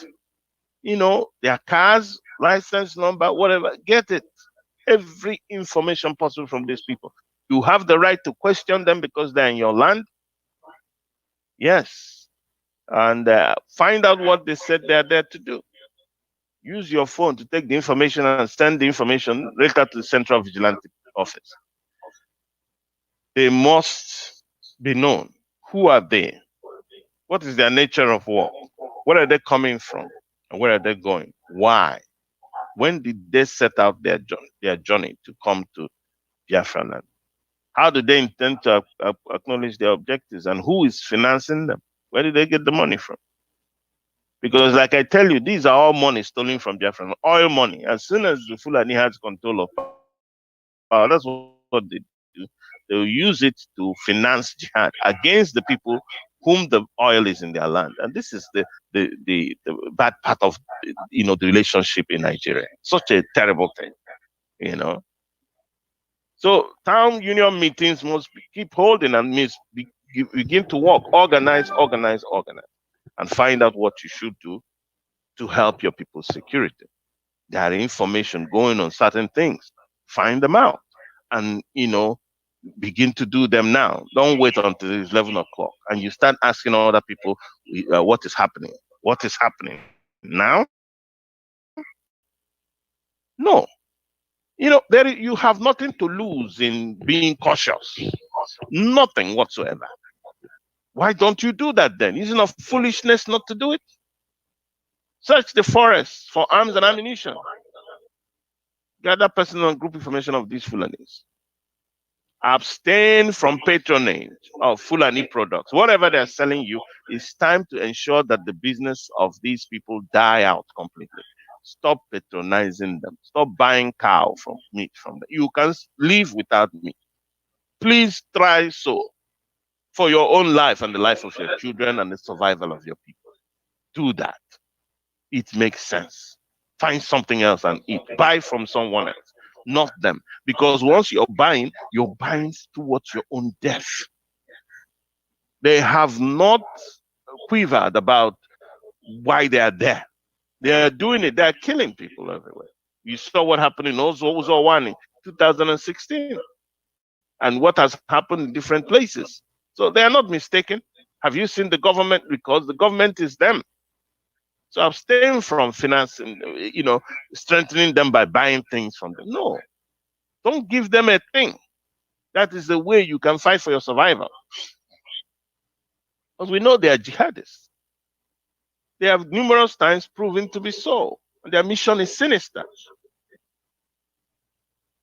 So help those oppressed by this government and do not fall for the propaganda of the media that cannot criticize the evil going on in the land. They are dishonest and should not be believed. The media in Nigeria, they are so dishonest. They will be, they set up issues and they're discussing issues that are not priority. They will jump the priority and go to number 10 in the list. The issues of like this Fulani killing people, when they bring somebody in, they are questioning the person like they are lawyers in defense of Fulani. That's what you see, these journalists. Some of these media stations are owned by politicians who have their own interests in favoring the Fulani so that they can dash them power that they have seized and hijacked. That is the problem. That is why we say that that country is simply unworkable. When some group of people are hijacked the government, it's unbelievable. And then people are talking about, let's go on, talking about as if you still have a country. No, you don't. Where the constitution is forged and you're operating on it, it's a terrible situation. If you are Biafran, your hesitation towards joining the struggle for your freedom are weakening the strength of your people, while inadvertently strengthening the Sharia people, the Sharia conquest movement. That's what happens when you are sitting down, not minding to help. And like I said, join your own town union. We know that everybody must not come out as Biafra. Join your town union meeting and start doing something there. Don't allow them to sit there and just be looking. Do not allow them to sit and just be looking. Begin to ask them questions. Those who are not coming to meetings, ask them, why don't you come to the meeting? What are you doing? Why are you absent in this meeting? What is wrong? Come, because we need your help. We need your help. We need your help. Your people are calling you. Go there and contribute to the issues and what you're supposed to do now. Because now is a critical time in our lifetime. Respond to this call, respond to the need of the time. Don't simply, shirk it as if it doesn't matter. Let me tell you, when you start in time, it is life that you're saving. That suggestion you give, it is life that you save. That money you contributed, it is life that you save. Life, that's what you say by those things you think they are little. They are heavy because he's saving somebody's life. Saving somebody's life.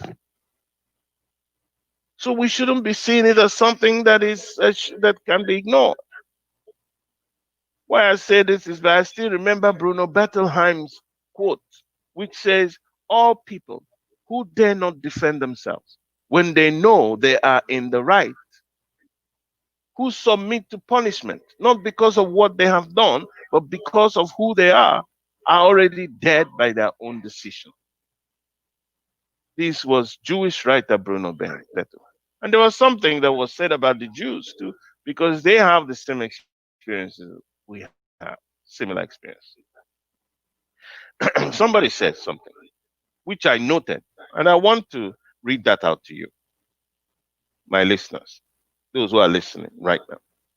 He says, quote, the Jews are always wishing for the best, even when they are facing the obvious, unquote.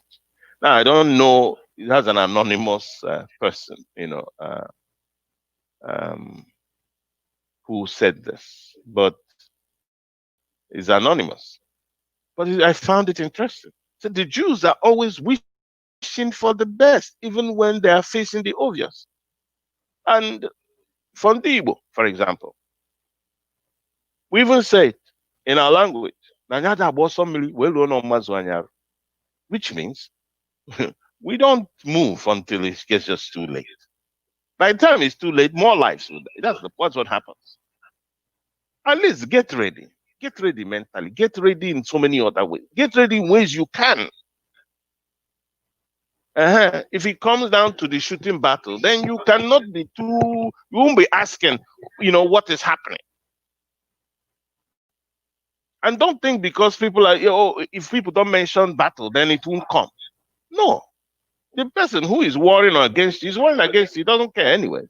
Except you don't want to recognize that. But, well, you recognize it later when you hear that your brother, your sister, or somebody, your relatives. Oh, how about Chinya?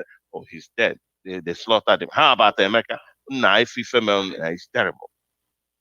Oh, that's what you are waiting for. You're waiting for that, But what you could have done now would have saved Chinya or Emeka. Just like what most of us in our own father's time would have done before the Holocaust, Biafran genocide in between 1967 and 70. If they had thought, they have been meeting and thinking about how to forestall that, there is no way 2 million people would have died. They just thought that by looking the other way and pretending that the danger is not coming, it will disappear. That never happens. I'm telling you that now. Go and read history. You find out that it never happens. Never. You can't throw away your face and that thing will disappear. It is there until you deal with it. And God wants you to deal with it. God wants you to face it because it's not your battle, it is his own. But for you to avoid it, God does not raise cowards. That's what you have to understand. And for those of you who are Christians, in most cases, I'm addressing, and most of us are. What do you want? You are a child of God. You should be a coward? No. Children of God are not cowards. I'm a child of God. I have to act cowardly. You have to face that issue.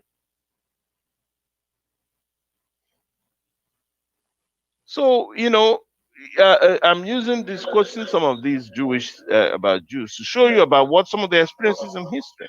They wish it will go. They wish that but it didn't stop the people who are against them from attacking them all the times. So there was something Benjamin Netanyahu said. He said, if the Arabs put down their weapons today, there will be no more violence. But if the Jews put down their weapons today, there will be no more Israel. Benjamin Netanyahu. I'll read it again. He says, if the Arabs put down their weapons today, there would be no more violence. But if the Jews put down their weapons today, there will be no more Israel. That should help you understand who you're dealing with. That he is the aggressor. And you cannot treat the aggressor lightly. You can't handle him lightly by simply relaxing on your sofa. You will regret it later on. Benjamin Franklin said something too. And he says, those who would give, Benjamin Franklin was one of the founding fathers of the United States, the political leader. And sometimes it's good to quote them as a way of people understanding what other leaders have faced too. And in a place like America that fought for its freedom and was able to obtain it through a lot of conflicts, and today they are still defending it. That's why you have demonstrations left and right everywhere. If they weren't doing it, they would lose that freedom. I'm telling you.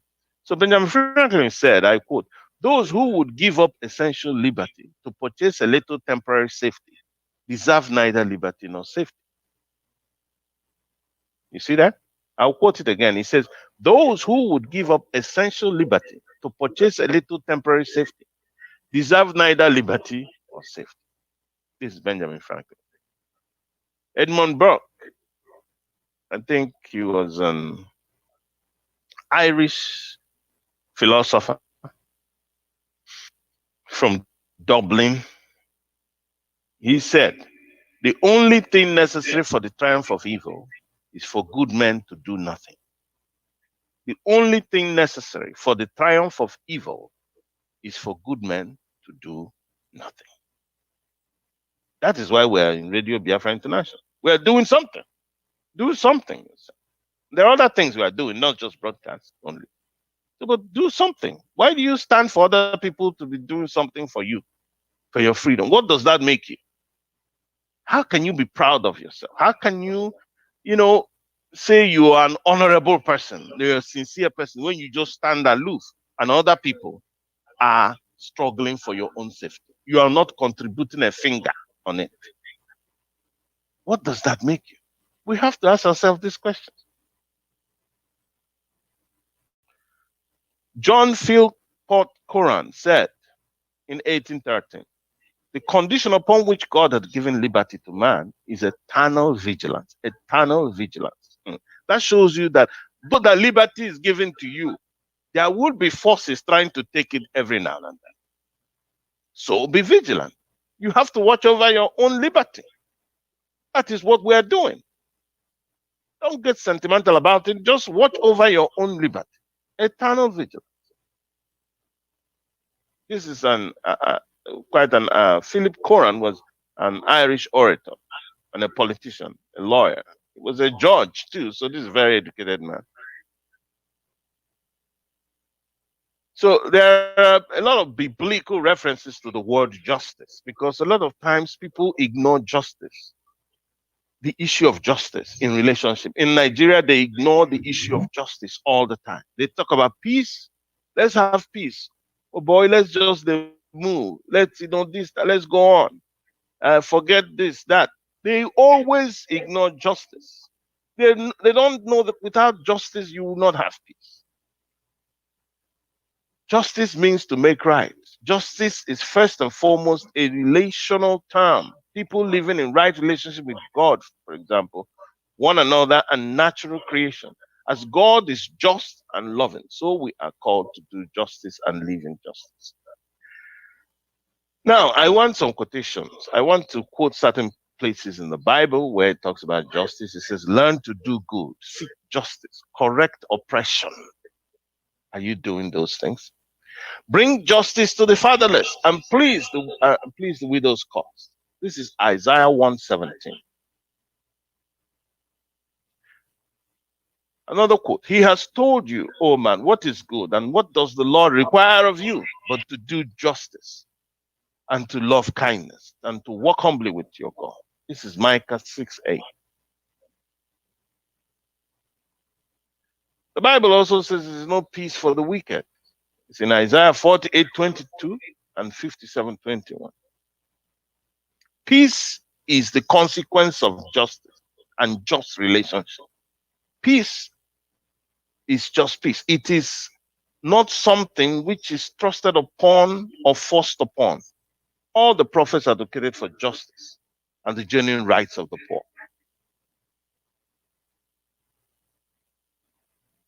In a common sense, peace is commonly used to mean a lack of conflict, where there's no war, and freedom from fear of violence between individuals or groups. The acquisition of such a peaceful internal disposition for ourselves, for oneself or others, can contribute to resolving of otherwise seemingly irreconcilable competing interests.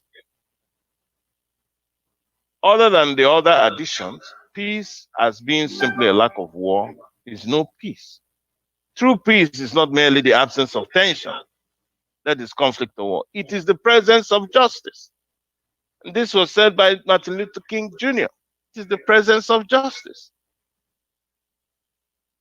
So Biafrans must challenge and confront their enemies, and I advise other Christians in Nigeria to do so. Form your alliances, Spiritual Biafrans will confront their enemies, spiritual and temporal, and eschew the inadvertent approach of denials, appeasement, and skepticism as opium against reality. This is now me speaking. This method of dealing with menace to our very existence had cost us millions of lives between 1966 to 1970. 6 million Jews, 67% of European Jewry, walked to their deaths during World War II because they were law-abiding and compliant to the government they very well knew had malicious intent against them. The voice of those who did not want the risk of upsetting the government drowned those that wanted resistance, escape, and a fighting chance for their precious lives. The voices of compliance were the best support to German perpetration of the Holocaust, even if unintended. The voices of compliance. Nah, you have to do it. Is the government. We don't want to upset the government. You don't want it. Look, the government is created for the people, not the people from the government. I want us to get that. The government was created to serve the people, not the people for the government. In America, they said the government works for them, that if it doesn't work, they should abolish the government. Period.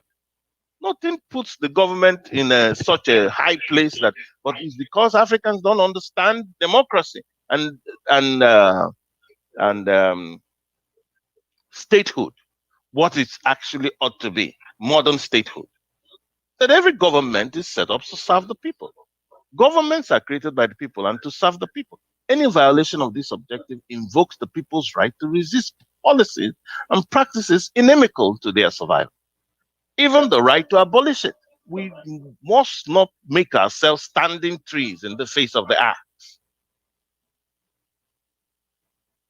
Now I'll quote a writer.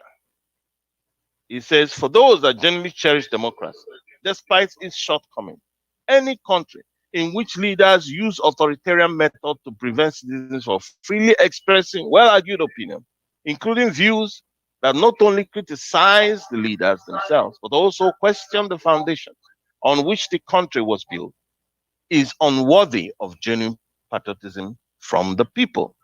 This is Douglas Anele, who is a writer from the University of Lagos for Vanguard News. This is Sunday, August 9th, this August 9th. So when a government abdicates or shirks its responsibility on the protection and preservation of life and property, it is then the natural and inalienable rights of the citizens to do so for themselves. The people reserve the sovereign power to determine their political future, including the demand for self-determination, if existing political arrangements are not delivering security and well-being to them. So if the government abdicates or shirks its responsibility, then the people reserve the right to abolish it or choose any political path to follow. So you don't act like it is not your right. It is your right.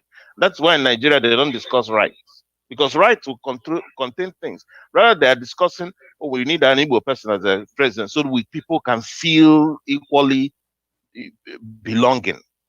That is not feeling that we want. We want justice. We want equity. We want equality. We want people's rights respected, which is not happening. We want that constitution abolished, and people should be asked if they want to belong together as a political unit or not, because it's their right.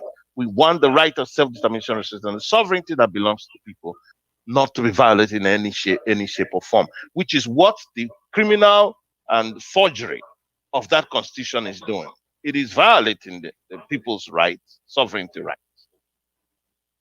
And the government has abdicated its responsibility. In this struggle, due to fears, hopes, and concerns, there are a myriad of viewpoints and advice. And thank you. I have stopped briefly so that I can invite some of the speakers to contribute to what we're saying. But I'll finish this sentence, then I can invite some of our guests to come in. In this struggle, due to fears, hopes, and concerns, there are myriads of viewpoints and advice. We must be wary of advice that makes dangerous sense, the ones that do not provide solutions to clear and imminent dangers to our people, but rather urge them to seek refuge in convenient excuses while their insecurity grows. If your enemy is perpetrating wickedness against you, it's the proper question to ask is, what am I doing about it? Obstacles are like hurdles are meant to be surmounted and scaled, not helplessly watch with convenient excuses of their obstruction. To wait for a steadfast oppressor to permit your freedom, even while he advances his sinister plans, may be a hesitation which the future shall brutally confirm. When evils are not tackled in time, they most certainly enlarge into a monstrous scale, yet still must be challenged as a better option, but at greater cost. You remember the Second World War? Remember 40 million people died in that war. Imagine if they had stopped Hitler in time. 40 million people would have, probably at least 39, let's just with that, would be alive. No, but they didn't tackle it in time. They were all dodging, trying to, oh, it doesn't concern me, until the man came to you and began to bomb the hell out. Then you paid attention, and it cost 40 million lives. Still, you had to fight that war, am I right? Because they didn't want to. America didn't want to. America was adopting an isolationist foreign policy. Until now, it became too late. So I have with me today Mazia Hamefulu Kando, our dear sister Ifoma Wadike, who have joined us with Chuks Ikerigwe. So I'd like Ahamefulu Kando to give us a comment regarding the issues that are bothering us in Nigeria today. And Ahamefulu Kando has always stressed unification. And I want to let the Christians in the Middle Belt and those in the South to understand that. He has always stressed that. The importance of your freedom for yourself and for your children's children. Unify with those who are Christians with you. I have done a lot of exposition here on Islam, which all of you have the access to, even from your phone. You can access it.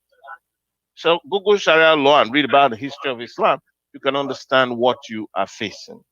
That way, you don't act like somebody who is ignorant. Very important. Mazia Hamefulu Kando, if you're round, if I can be connected to you, I'd like you to give us a brief comment.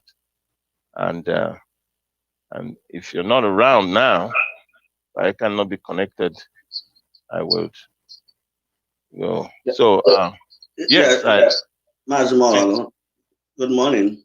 Thank you so much. Good morning. Yeah, and I want to say thank you, everybody. I don't know when you started. I just noticed really that the program had already started, so I'm behind the curve. Just I've been very, very busy. But anyway, regarding what you are saying, Radio Biafra International has really taken a totally different route from what has been going on for the past 3, 4, 5 years in Nigeria. You see, I believe that when you talk to people, talk to them in a very friendly way and trying to educate them of what they don't know. Don't present it in a very condescending manner. People get turned off. What has happened about Biafra in Nigeria was the fact that we did not have our narratives in order. The way it was presented alienated Biafra from totally everybody, even those people who ordinarily should have been part of Biafra for this agitation. By this I mean, what we are fighting for in Biafra, when we say Biafra, coincidentally, we fought Biafran war, and that's why it's like people are trying to restore it. But the overriding thing is that Biafra was fighting the injustice in the system. But the smart people of the Fulani origin, they were very smart because they had their agenda of taking over Nigeria. So they constantly planted seed of discord amongst the totality of Nigeria.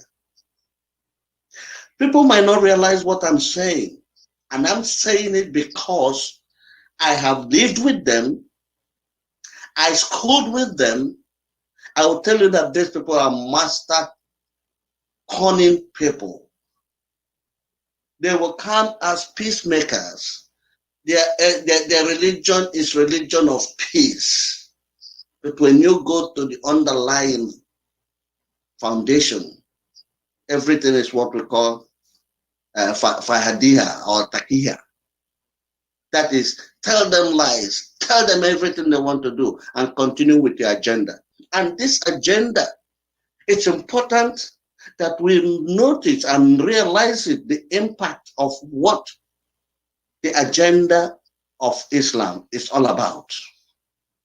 To this effect, I would like everybody listening today to go back to the presentation of Emmanuel Bosun, whereby he described the Abuja Declaration of 1989. This is so critical because that declaration is like a summation of what Islam agenda is in the world. So the Abuja Declaration is a part, an offshoot of the Islamic agenda in the world. That is for the consumption of Africa. In that presentation by Emmanuel Bosun, he mentioned 7 critical countries in Africa that have to be taken over. And once they get that, they have now gotten the whole of Africa. There is no need talking so much. Every Nigerian has to understand this. And every pastor in Nigeria has to listen to that Emmanuel's Abuja Declaration. Listen to the Abuja Declaration of 1989, presented by Emmanuel Bosun, who is an RCCG pastor.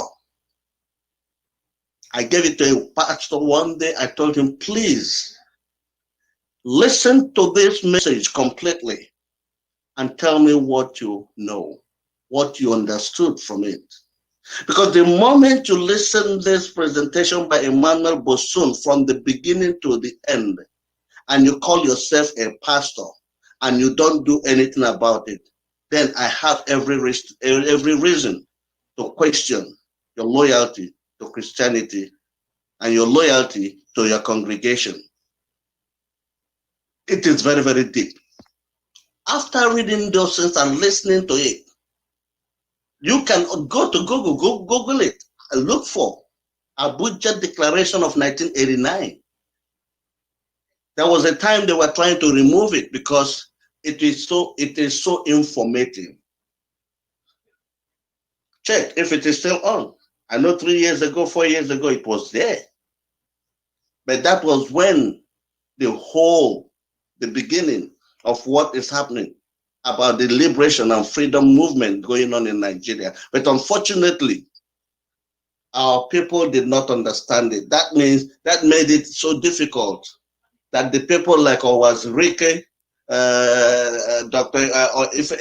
Ikedi, and so many other people, they were not able to really articulate it, because if they had articulated it, first and foremost, there shouldn't have been a reason for the whole of the South not to work in unison.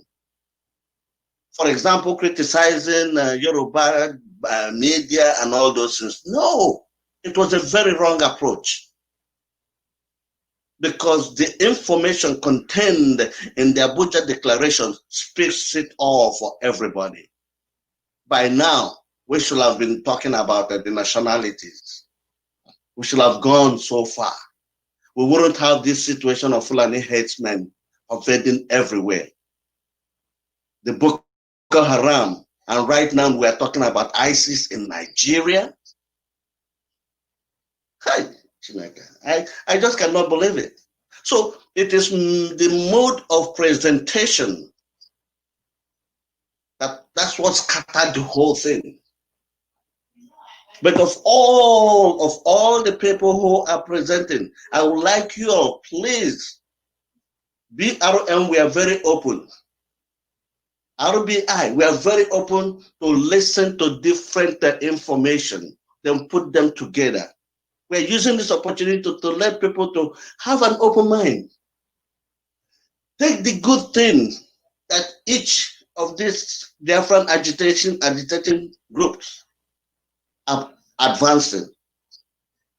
Pick up some good things from them and start working together. The most important thing is working together. Look at what has happened in Southwest. Southwest has been able to establish the Omotekun. They have gone so far. They have audacity. And I'm telling you, I love what they have done. But our own people, we're still talking. We're still talking about who is going to be the prime minister after Biafra has gotten, or whatever it is. Come on, people. That's not what we are supposed to be doing now. We should emulate what Amotekun has done, because now they have come to realize it.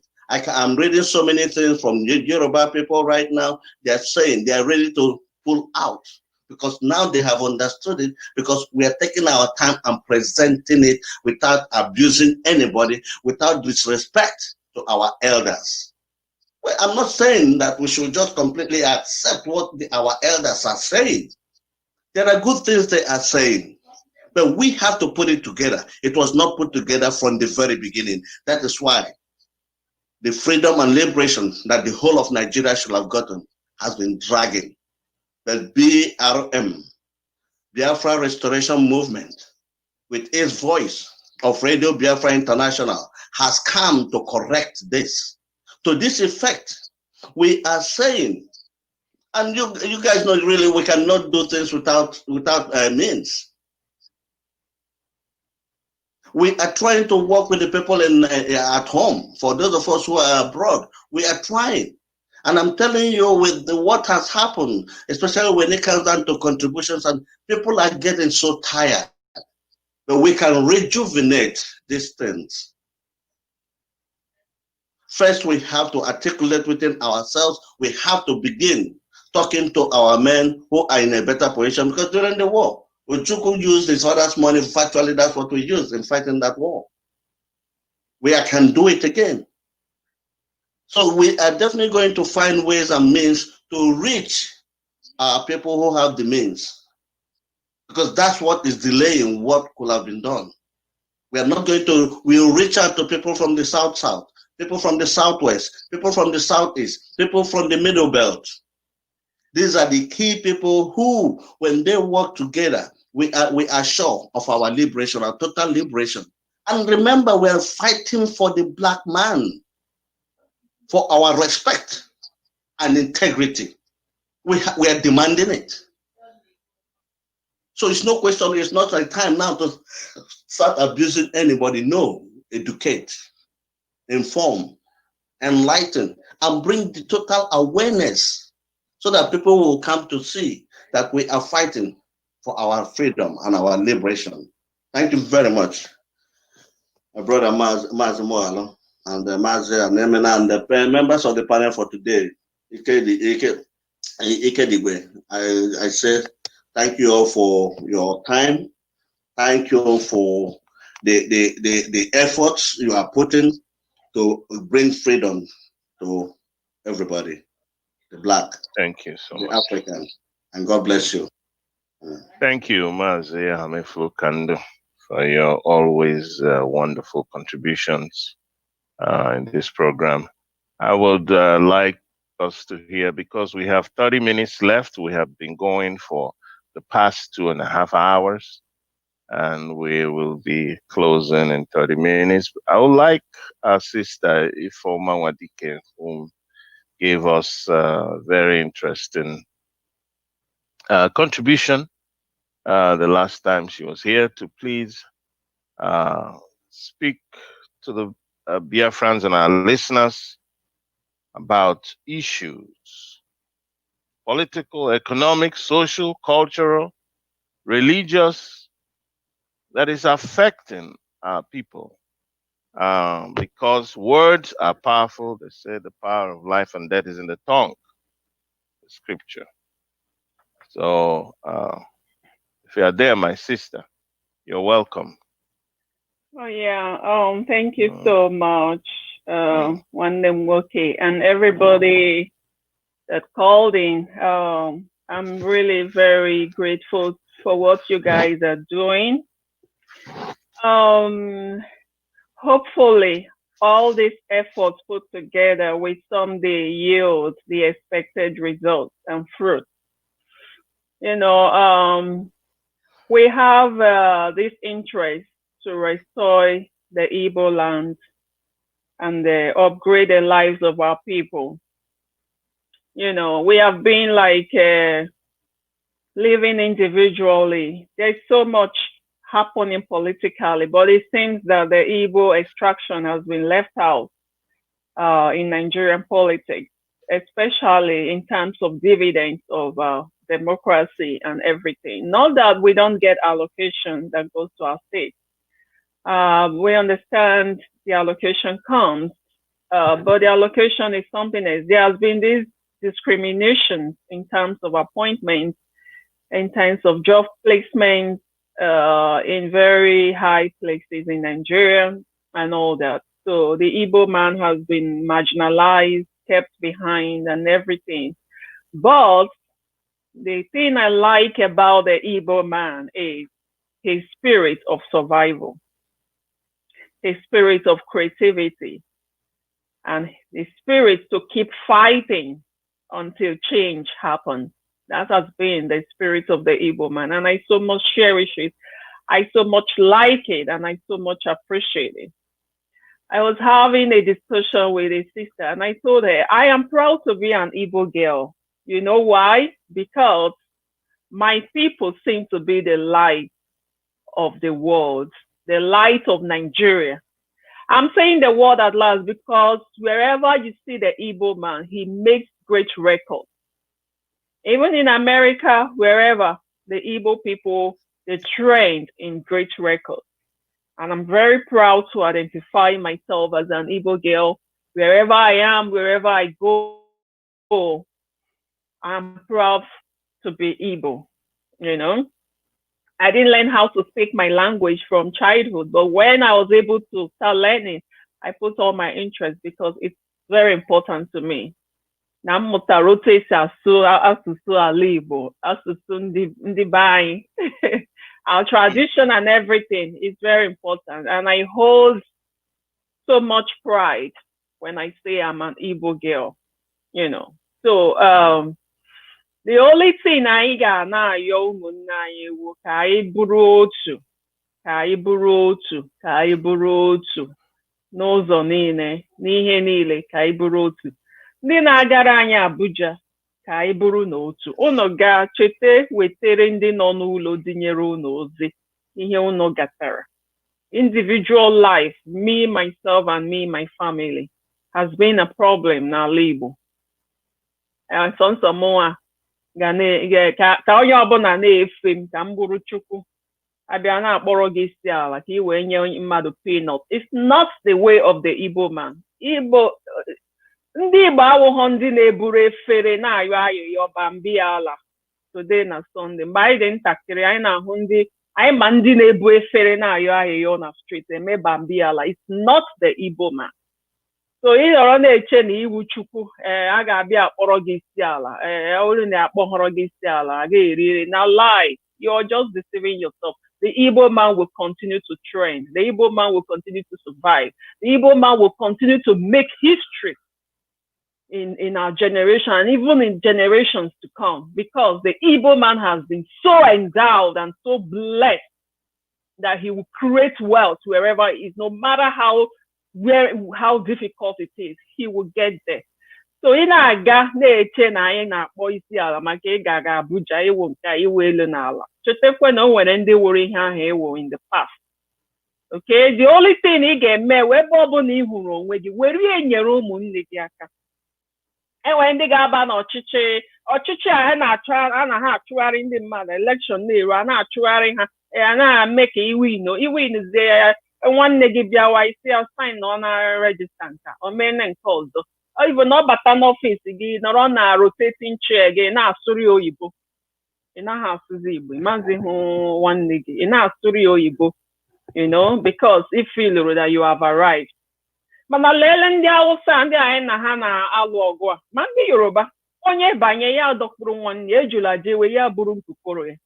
Mana onye Igbo ịbịa dị ya na-asụrụ gị oyibo, mee ka ọ maha onye Igbo and all that. They only need you at a point when they need you. Mgbe ha chọrọ ihe ị ga-emere ha. At the end of the day, it will now be goodbye basket. I've carried all my apples. ha na-agbazi onwe ha and all that. So ihe anyị na-ayọ ụmụnne anyị iwu ndị anyị na ha na-alụ ọgụ karịrị akarị, ndị kpọrọ ndị Igbo asị dị too much. Mana gịnị ka eji kpọọ anyị asị? Ọ bụ ihe ọma Chukwu jiri gọzie anyị ka ha na-ewuru anyị ewurom anya. Ọwa anyị sịrị eze mụọ anyị, eze lụọ anyị. Anyị sịrị anyị pụta ụwa bụrụ ndị a gọziri agọzi. Ha na-emere anyị jealousy, na-achụgharị anyị. Mgbe ahụ ha na-achụgharịkwa anyị, ọ bara uru ka anyị chụgharịwazie onwe anyị. Ọkwa ndị onye a na-achụ achụ ga-achịkọta bịakọta ọnụ, nwee ike form a force of protection around themselves. Kemgbe anyị ga-abịakọta ọnụ dịka otu, wee kwuo okwu, wee daa ọkpụrụkpụ, wee nweta the intended result. So anyị ma na anyị nwere ndị iro. Onye ndị iro gbara gburugburu na-eche ndụ ya nche. Ihe a ebute about the security thing na na-ekwu n'ala Igbo. Security outfit, ndị youth ịbịakọta ọnụ as security, ndị eze ịbịakọta ọnụ chịkọta ma town union ma ihe. Enwere ndị eze ga-eme because ọ gọvanọ mere gị appoint, emezie gị na-agba egwu awantero gọvanọ chọrọ ka ị na-abụ, maka gọvanọ na-ege olu ndị nọ n'Abuja na-agwa ya ihe a ga-eme. Mana ndị Yoruba na-akwa ege, ha na-emezi obodo ha. Mana ndị be anyị ga na-ege ile ihe ndị Abuja ga-ekwu. Ndị Abuja lee ihe ha kwuru. Ihe ndị Abuja kwuru ọ matahụ, because mgbe Abuja na-erute na anyị emezie n'ụlọ anyị, mezie nke anyị. So ndị eze ụlọ na-aga na-enye ụlọ salary. Abịa ewere na autonomous community kewacha anyị nke anyị kewafọrọ onwe anyị. Onye na-emezi autonomous nke anyị, autonomous nwanne na nwanne wozi ndị ọgụ na mgba, because ọ wụzighị otu autonomous community. Ịma na ha ma ihe ha na-eme, ha na-enye gị autonomous community, na-enye gị nke just to divide you the more. Why not enyegodi gị autonomous community? And because ị nabatara ya makọ ihe councilor nke dividends democracy ha nwanụ ga-esi erute n'aka. Why not unu nwee autonomy ahụ, unu aka jidekwa onwe unu ọnụ dịka ụmụnne and look out for yourself. Even enwe nke ka na-ewute m na ebe a mụrụ m, enwere one feast anyị na-eme a na-akpọ Ihitenansa Day Celebration. Mbọsị a na-eme that day celebration, everybody, nook and crannies of that area ga-abịa a na-agba mmanwụ, cultural heritage a na-free everywhere. August 15th, every year, ndị mmadụ celebration ma ihe m na-ekwu. But ozugbo ekepụtara autonomous community, that celebration died. Everything that has to do with that former platform died. My cultural heritage, man, togetherness, Yantani, Morocco, died, perished. China anọzi wọgụ na mgba, nke awụ nke anyị, ala nke anyị, chọọchị anyị rọrọ ya, họọlụ anyị rọrọ ya, market nke anyị, ọwụ ihe asịrị anyị mewe. So that's the same thing. Divide and rule. Onye ha ji egbu ndị Igbo. So ihe m na-ayọ ụmụnne m wụ ka anyị chịkọta n'onwe anyị ọnụ. Security dị mkpa n'ala Igbo. Ọ na-agazi na-akụ ekwe, a na-afọm security, a na-afọm maka ịkụwa ekwe ya, ndị ugwu anụ ya ha abịa gbata. Gaanụ na-aba anyị na-eme na ihe ndị unu kwesịrị ị na-eme. A ga-eme security, mee na ya, akụ na-ekwe ya. Because nke ha na-eme, a na-akụrụ anyị ekwe. Ime nke dịrị gị aga na-aga akụwa ekwe na-asị bịa lekwa na anyị. Ịkụwa ekwe onye ọbụla mara, ndị ike nọ n'aka ha, ha bịa ha chọọ otu ha ga-esi akwụsị anyị. Ịmara ihe ị kwesịrị ime iji wee make sure na isekiọrọ ihe ruru ụmụ Igbo. Unu na-eme ya, ndị eze unu eme ya, ndị town union, ndị youth, ndị na-aga ele Big Brother Naija na ndị otu ha were data ha na-eme ihe ndị na-abahụ uru. Ha ga-ejikwa promote culture ndị Igbo na ihe ọma nọ n'ala Igbo. Ịga ihe function na-asụ oyibo, function Igbo na-asụ oyibo, onye ga-asụ ka nwere accent, ga-achọ dị m inwe accent. Ụmụ nwaanyị ada asụziri ụmụ ha Igbo ọwụ oyibo. Nwa gị ga-amụta oyibo, but sụọrọ Igbo nke ahụ dị mkpa na ọ ga-amụta, because that is the identity, that is what the child will link to in the future. Mụnwa amụtaghị m ya, bụ mgbe m bidoro ịmụ ya, ọ na-ara m ha na-achị m ọchị na ihe niile, but ọ masịrị m ka m mụta asụsụ ejiri mara ụmụnne m, so that anyị nọrọ na-agba izu, onye nọ n'akụkụ a ga-ama ihe anyị na-akụ.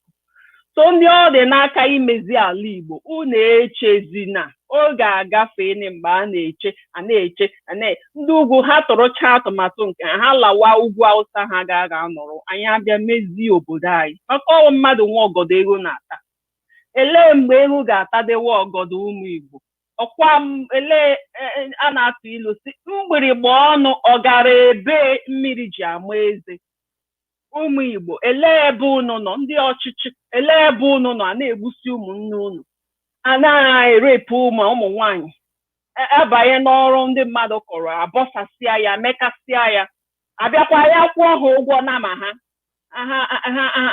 akwụgbuo nama ha ma ọ bụ ihe ọbụla ha si ekele ma mgbe ọ wụ eziokwu ma mgbe ọ na-ama efu onye anyị agakwa gaa negotiate akwụ ụgwọ nama onye na-akwụkwa n'ụgwọ ala ụmụnne anyị emebisiri ihe ha kọrọ akọ emebisiri onye kwụrụ ụgwọ nke ahụ onye ga-ekwu nke ahụ because we don't matter nke ahụ mere anyị akaụntụ ha nke mere onye aboki na-amahụ na business kasụ ihe awụ business private business you should take care of your private business onye na-emere anyị our own private businesses ndị ụmụnne anyị n'ebe dị iche iche na-eme their private businesses they take care of their business ha bịazie onye ahụ kọrọ ọrụ ahụ that is his or her business so when you buru your own business bịa mebie business nke nwanne anyị akụọrọ gị aka ị nọrọkwa n'elu gwa anyị ego ụlọ anyị ga-akwụ gị na nama gị anyị negotiate kwụọ gị ịlakpụrụ gịnị mere echi ọ gaghị achịkọrọkwa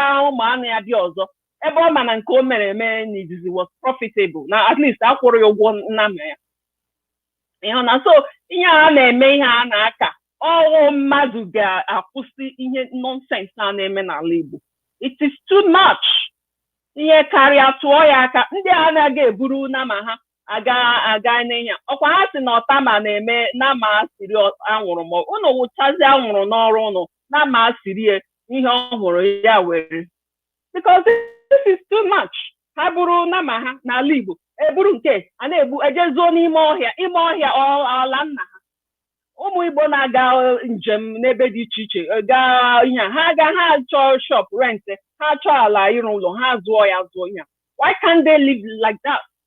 Why would they be different? Why should they be different from the norms and values? Ọkwa okwu ka ha na-achọ ka o wee bụrụ na ndị Igbo asịkwa ha bịa gbusi anyị ihe m na-ayị ụmụnne m anyị agaghị aga ọgụ but anyị ga-eprotect onwe anyị so ọ bụrụ na iwu onye eze bụrụ na iwu onye town union leader bụrụ na iwu onye leader of the youth and unu atụwabere atụmatụ otu esi ahazi protect obodo unu protect ala unu marakwa na unu ebidobe unu ga-agakwa tụwa maka ka ọ hapụ ịdị late is to be too late to cry when the head is off because ndị anyị na nwekwa n'anya ha hụrụ anyị ngwa lee ụmụnne anyị ndị ha na-eyuzu ha yuzucha ya ha atọsa ha ka tissue paper a na-achụgha nke ọzọ ewere EFCC chụgharịwa ha ụmụnne anyị ndị nọ n'ọchịchị unu nwere ike ịga n'ọchịchị without izu oshi without lobby for contracts nke a na nke ọzọ and get your salary and you will be better off still then you can have the mouth to speak for your people unu na-achụgharị ha contract na-achụgharị ha nke a na nke ọzọ arachaghị ike that's why you cannot speak. That's why you cannot stand your ground and condemn evil. That's why when you go to the house, you cannot be able to pass any bill. You know? So mine will be ndị nọ n'aka imezi ala Igbo na-emezi na anyị na-eche Biafra and by God's grace ọ ga-abịarịrị maka na onye ji ihe nwata welie aka elu mgbe aka jiwe ọ ga-ewetu nwatakịrị ewere ihe mana before Biafra na-abịa ana m ayọ ụmụ Igbo ndị na-achọ ọdịmma Biafra unu chịkọta onwe unu ọnụ Anambra State election na-abịa gakwa nọ na Anambra ga-aseki ọnọdụ ụmụ Igbo for ụmụ Biafra tinyenu the right people in politics ọwụkwanụ ndị acha bute achaghị ndị na-eke unu right na ndị otie na mana onweghị ha mepụtabere community ha kamgbe ha jiri kpawa ego election ruo ha abịa bụrụ ego na-eke ụmụ nwaanyị nke nnu machis rice nke youth enye ha nke obere ego ha ga-alụgbuo onwe ha n'ọgụ nke ọzọ di ha ga-abute ballot box ga-abịa nke ọzọ di ha nke ndị niile na-aga electoral destiny ugbu a ka ụmụ Igbo ga-achine shine anya ha set up one political party ga-awụ for ụmụ Igbo. Ọwụ na ha ebidobekwa ha lee political parties niile ndị nọ on board now. Ndị na-ahịa ha chọrọ ofu revive ya, revamp ya, were emere Biafra political movement. Maka abụga nke abụga Ghana na abụga the last election ha jiri emere ihe egwuregwu. A na-eme ndị mmadụ pọpịsa ego niile ụmụ Igbo tụkọtara. Ụfọdụ ndị isi pati ndị abụga ebure ọvọm loo ya. Ewere pati rewe ya onye just jump in gụnyere ha ego ka ha onye nke ahụ agara abụrụ the party a na-afụlayizie ha na-eme karikachọ.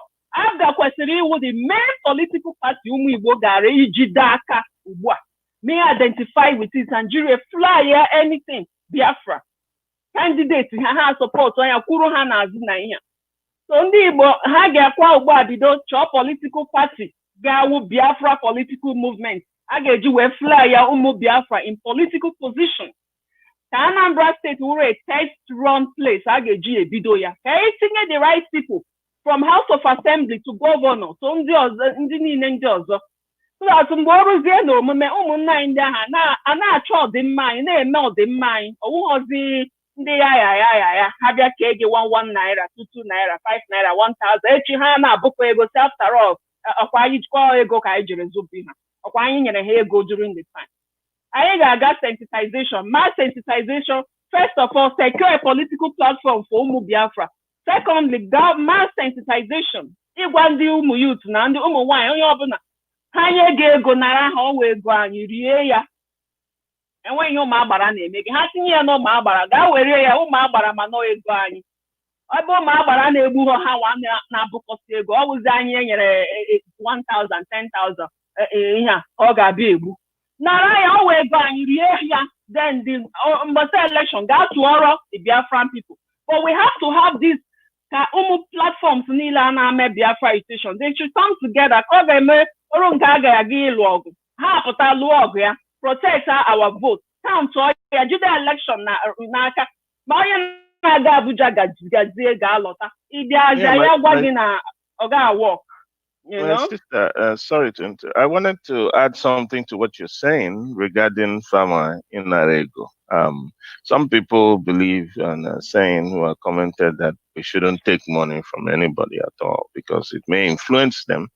In Naramadi, it might be difficult for you to do something opposite. What do you think about that? Isi ha na ego, you're wasting your time because ndị a mere ndị be anyị agụọ na-agụ everybody.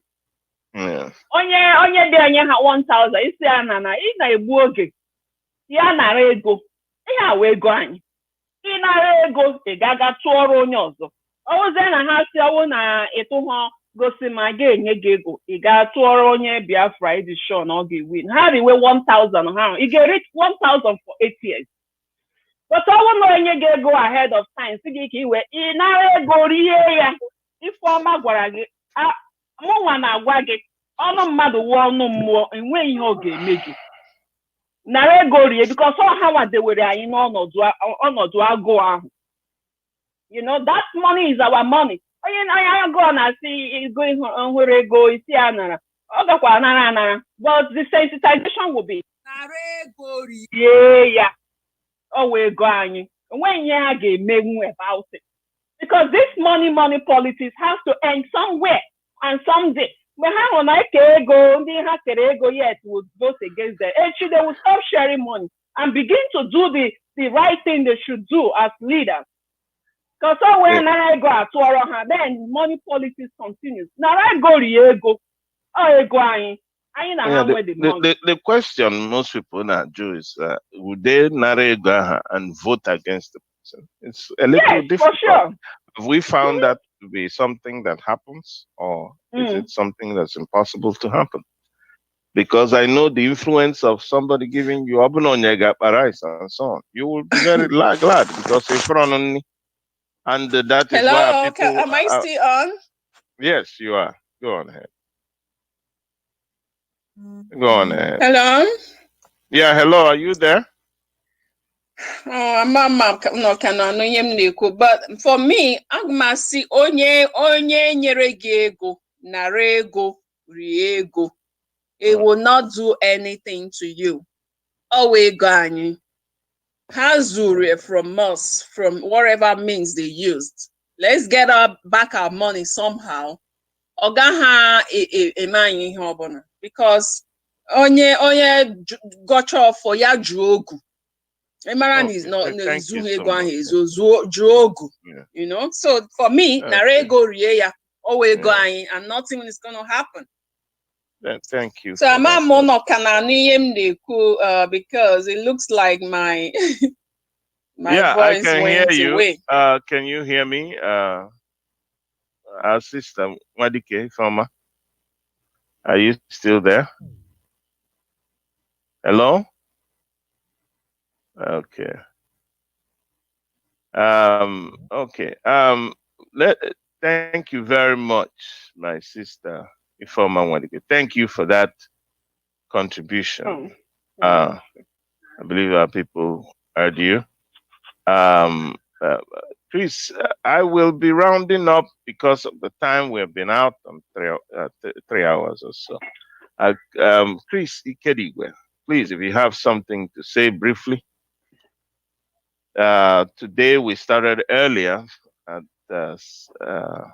3 hours before time. Next Saturday, maybe we will be starting a little later, but we will choose to start broadcast very early so we can be through with it in time. Chris, Chuks Ikedigwe, please, if you're there. Okay, thank you very much. Give us your closing remarks, after which we go to thank you very Mazio much. Kando and our sister Wadike. Go ahead. Okay, thank you very much. Once again, we've brought you another special broadcast on the people's favorite radio station. Here we tell you the truth. We don't make the people feel happy by telling them lies. Okay, we just tell you the truth. It might be bitter, but the truth really enriches the people. And it's one thing.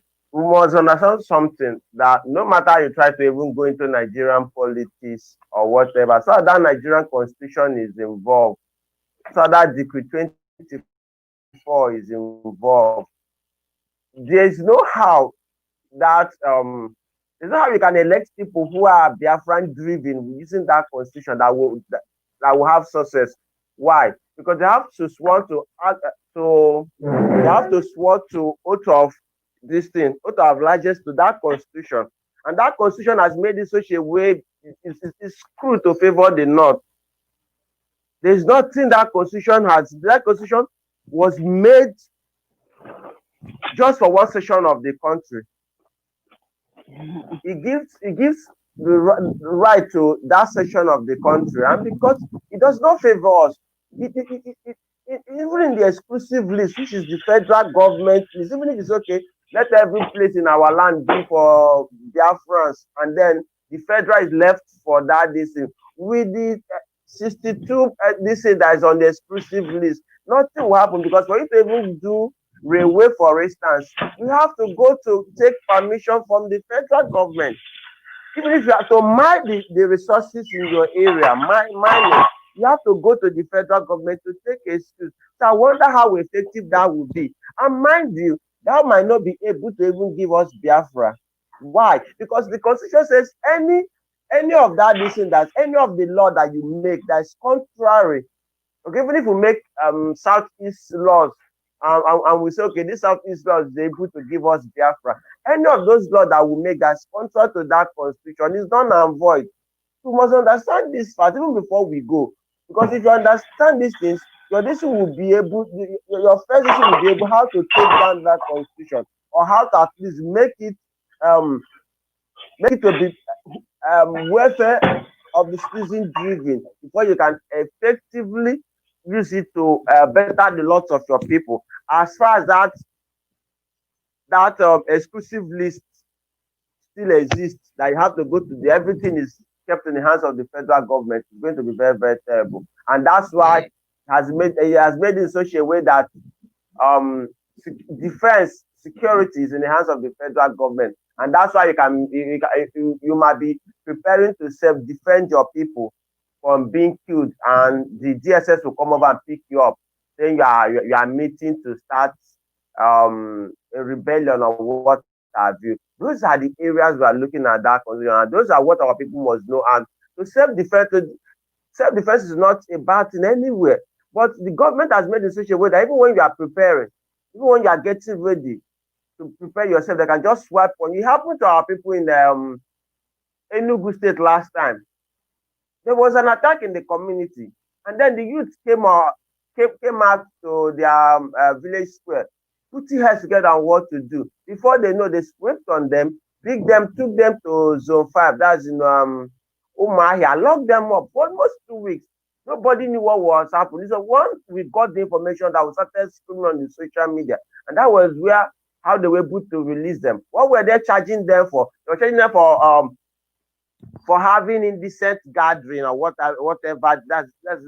So we must make sure that we expose this fact, make our people understand where they might be clamped down on, so that at the end of the day, even if we go in, even if we might understand exactly what we are fighting. And what we are fighting is to make sure that the power does not reserve so much in that central government. Let the power move to the component region so everybody can develop at their own pace. Thank you. Thank you so much, Mazi Kiriwe, for that closing remark. We have to continue to resist authoritarianism, which is coming from the Nigerian government, usually at the center, and from Abuja. You have a sister talk about Abuja, what they go to Abuja to do. People now look up to Abuja for everything. Somebody who's and these type of influences is what we are trying to reduce in people, so that we can trust our God and do our own thing. That way it will be much better for us. And in fact, that way all these people who make themselves political leaders, because they are made by somebody, created by somebody, they will have respect for the people. Nobody has respect for people who just pander to him anyhow for this and that, and and yet he just uses them for anything. There's no respect for that. They don't have respect for the generality of people, Nigerian politicians, and our own politicians don't have respect for us. And that is why we are saying stop pandering to their wealth and positions, so that you can let's do things our own way, and let us rather criticize them for not doing their job. They should do their job, which they are not doing. That is why our people are suffering there, and if we can cut down on those wrong influences, we have a better society, a society where the value is simply materialistic. Is a dying society, honestly, and these are things that also make us to stay apart rather than be together, because the value systems are different. And people will now appreciate more somebody when he's rich. That somebody is rich does not make him somebody to be respected, honestly. So I've told my people, Biafra, stop respecting someone simply because he's rich. A person deserves respect because he's upright, because he's righteous. Is whom we respect in Igbo land. In Biafra, that is our culture. Don't respect somebody simply because he's rich, or he has a position somewhere, or he has a title somewhere. What has he done? That is the point. What is that person's character? And when we value uprightness, virtuousness, somebody who stands for justice, fairness, equity, that is the kind of values we must uphold in our society. And that's what to save our society. Because if we continue to uphold wealth and position as the things that matter to our society, then we whittle down. Look at Nigeria as it is, because it's wealth and position, and we will be like the rest of Nigeria. But we need hope, Our dear sister Ifeoma Nwadike, please, your closing remarks, and how do we need to encourage our people to, if you can talk to them, how do we need to encourage them to believe in Biafra? Because some of them look at it and say, oh no, Biafra is not possible. So, and then, so what will be possible then? Nigeria. So let us embrace Nigeria and embrace Fulani, because that's what you have as alternative, So give us your closing remarks on there, my sister, if you're there. Thank you, my brother. I think people should start believing in Biafra. Yeah, people should start believing in Biafra, that Biafra is a reality and will eventually emerge, because life is about changing. And one of the change we expect in the nearest future will be Biafra, emerging. So people should believe in it, because I believe in change. If you believe in change, then you should believe in anything change, because every change is possible, including Biafra, emerging. So I believe in it. But what I want to beg our people is, let's unify ourselves. Let's have this unity of purpose. Let's have this unity amongst ourselves. Because just like Ukwaziza, ha nọkọta together, ị gaghị agbajilie, ị gaghị agbajiwu even one, ma ọ bụrụ na ha nọkọta ọnụ. But ọ bụrụ na ị were ya ofu ofu, ị gbajie ya, without a blink of an eye. So biko, ụmụnne m, ka anyị chịkọta n'onwe anyị ọnụ. Ndị Igbo tụrụ ilu sị, gidigidi wu ugwu eze, ntụkwa ilu sị, ọwụ anyụkọ mmamịrị ọnụ ya agba ụfụfụ. Kemgbe anyị ga-ebido ịnyụkọ mmamịrị ọnụ n'ala Igbo ka o wee gbaa ụfụfụ? Kemgbe ọ ga-abụ? Because I think the time is now. Ọnwụ enweghị ike ịnyụkọ mmamịrị ọnụ n'ala Igbo, nwunye ndị ọzọ ji abata na-abọsasịrị anyị ihe. Because ọwụ onye kpọọ ọba ya mkpọkọrọ, ndị mmadụ ewere ya kwuo aja. O teena ha ji anyị ekwu aja n'ala Igbo, because nkwụ na-agba ọzọ, ngwọ na-agba ọzọ. It's high time anyị bịara together as one and speak with one voice. Ka ọ hapụ iwuzi onye ga-ya aga nara appointment from ndị ugwu, onye ga-ya aga nara nke a from ndị ugwu, promise ha heaven and earth, promise ha even irewe ha ụmụnne ya, because that's what they want. But marakwa na mgbe ahụ ị gara na-eme ya, ha yuzucha gị. Ihe niile nwere expiring date, including your services. It's gonna expire someday. They will need you to the extent they need you. Once ha mere achieve ihe ha chọrọ, they will discard you, because it won't one of them. Ị na-ajụkwa onwe gị, ndị ugwu ole nwere ike ire ụmụnne ha? Have you seen that happen? They will not. Ọkwa n'ihe a ka onye the white man bịara hụ, mara that these people nwere that unity of purpose. Ha jiri were ọchịchị nye ndị ugwu, because they have their enemy apụtakwuo, ndị church religious ihe ha pụta ha na kwuo, ndị Muslim leaders ha kwuo ha na okwu ebie na onye ọbụla ekwere, no matter who you are, ikwere, because na ndị ọnụ kwesịrị iru n'okwu ekwuo, ikwere. That's the only thing they have. But I don't envy them, because ha nwere that central power. I celebrate the one anyị nwa nwere. Gịnị ka anyị nwere? The spirit of survival. Gịnị ka anyị nwere? Freedom of everybody. Freedom of anything you want to be in life. Whether you want to be the richest or whatever, just your hard work will take you there. Enweghị onye nwere no gị nwa ndị awụ ndị kwesịrị inwe good life. Good life is for everybody. That's what our forefathers hiwere anyị. Egbe bere ugo bere. Onwe onye asị no gị nwa ka onye a ga-ese, no ndị a ka ndụ bụfọ. No, onye ọbụla nwere equal right to affluence, to good life and everything. We have it. And that is the best life can offer. That is the best legacy our forefathers ever left for us. And that has placed the Igbo man above every other person in Nigeria. The Igbo man, that spirit, into a lot of endowment. But ihe anyị needed ka anyị bịakọtagodo ọnụ. Igbo amaghị eze. It's not about onye ọbụla nọrọzi ofu na-achụzi ofu will not help us to achieve ihe anyị chọrọ. Igbo amaghị eze na-ekwuru just for you to build your own kingdom and your own domain to enviable height, and not for you ka ị gara nwanne gị ka ị wee rijuo afọ. Mba, that's not what it is. Igbo amaghị eze awụghọ na ị gaghị agbazi izu wit ụmụnne gị unu wee mekọta ihe ọnụ ga-ada ụda. That's not what Igbo amaghị eze wụ. You know? The only thing Igbo amaghị eze pụtara m ghọtara wụ na onweghị onye mega expect ka ị bịa savụọ ya dịka slave otu a na-eme n'obodo ndị ugwu. O nwere life owu for few and many who should go to the streets and be in the gutters.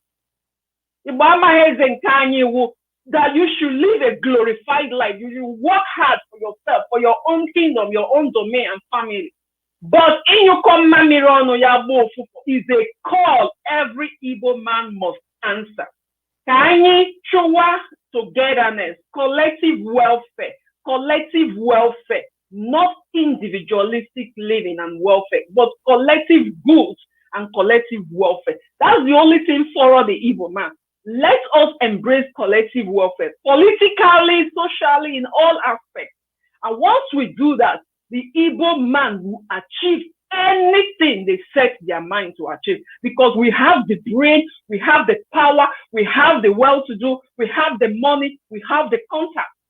But we should pursue collective dream, collective goods, and collective welfare. Chineke ga-egozi ụmụ Igbo na-egozi anyị na-aga. We shall keep being the envy of many. We shall remain the envy of many. But Chineke ga-emere anyị amara so we can turn around and embrace collective welfare. Collective welfare. Collective welfare. That is my prayer. Ka Chineke zaa anyị ekpere ka ọ dịrị anyị na mma. Biafra is a reality. Biafra will come to be, but we need collective welfare, mindedness of collective welfare to achieve the Biafra and the evil of our dream. Thank you so much. Thank you, my dear sister Ifeoma Nwadike. That your advice is resounding, and it is something that I hope that those ears that heard it will hold on strongly to it. Collective welfare. We must think collectively. There are things we can only do when we come together. There are things we can do individually, and that's what she's saying here. That those things that we need to, what is remaining for us is to come together, because there are things now that we need to do coming together. So when we stay apart, it works against us all. But when we come together, we can be able to defeat it. So our sister Ifeoma Nwadike's message is simply unflawed. It's cannot be flawed in any way, shape, or form. Please hold it to heart. Attend your town union meetings. If you have any groups you have, please join them. Do not extricate yourself from these meetings or groups that are important, are dealing with certain things that are collective to us, because that is why our enemies they can move together and do certain things to us, and we cannot respond properly because we are not together. So we need to be together, and we shouldn't allow anything, religion and things like that, to divide us. Come together and discuss issues that concern us collectively, and hopefully God will be merciful to us. Thank you so much, my dear sister, for that closing remark. I'll call on Ahanome Funukando to give us his own closing remarks. We have been out for nearly 3.5 hours, and we will broadcast again, and we will be so glad to have these panelists with us again when we broadcast in future. So, but I need Ame Fulukando, our own veteran, to give us his closing remarks regarding these issues. If I can be connected to him, if I can, I will be glad. Mazi Ahamefula Okando. This is very important for us to remember these things that matter. I haven't been able to be connected to Ahamefulu Kando. So he is always available, most times as a panelist in this broadcast. And we are so happy to have our sister Ifeoma Nwadike with us as a new panelist with us.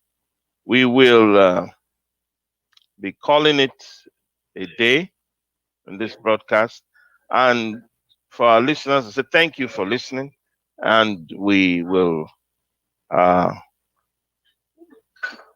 we look forward for you joining us in the next broadcast. We shall come in within the week again. Thank you, and remain blessed.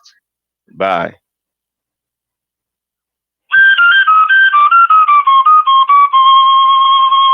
Radio Biafra International, empowering the people.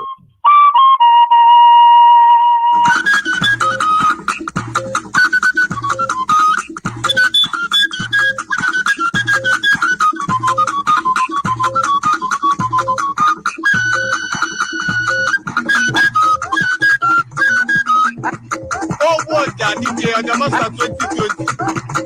I can champion who back on when on all of them before you became with you. This is what is stay safe where Master coronavirus money from what they see about holiday now. What can you just say? I want to know before you became with you.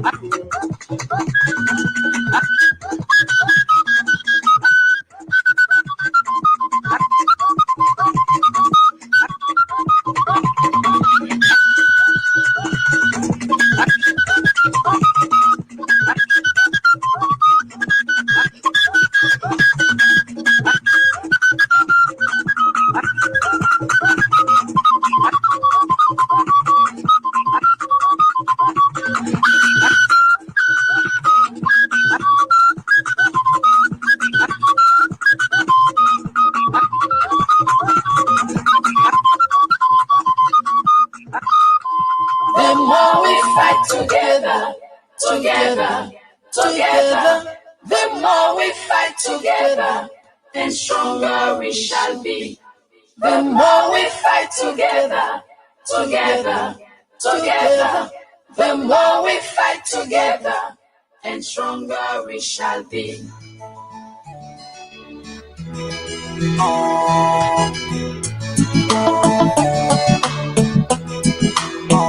Rising soul, hey, rising soul.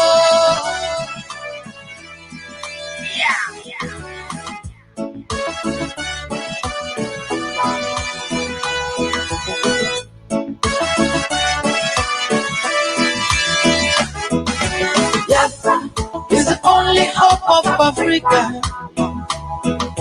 Biafra is the only hope of Africa. Believe it or leave it, Biafra is the only hope of Africa. We've been crying, the world claim not to hear. And we've been lamenting, the world claim not to hear. Our tears flow, the world claim not to see. And our blood flow, the world came not to see. This is a crime, oh no, against humanity. Oh no, yeah, this is a crime. Eritrea spoke out, they were given independence. South Sudan spoke, they were given independence. Namibia spoke, they were given independence. Give me the reason my people got to be neglected. Give me the reason my people got to be rejected. Give me the reason our freedom got to be a crime. Give me the reason our own freedom got to be denied. Hey, Biafra is the only hope of Africa. I tell you what, Biafra is the only hope of Africa. Hey, Biafra is the only hope of Africa. Believe it or leave it. Oh no. Whoa.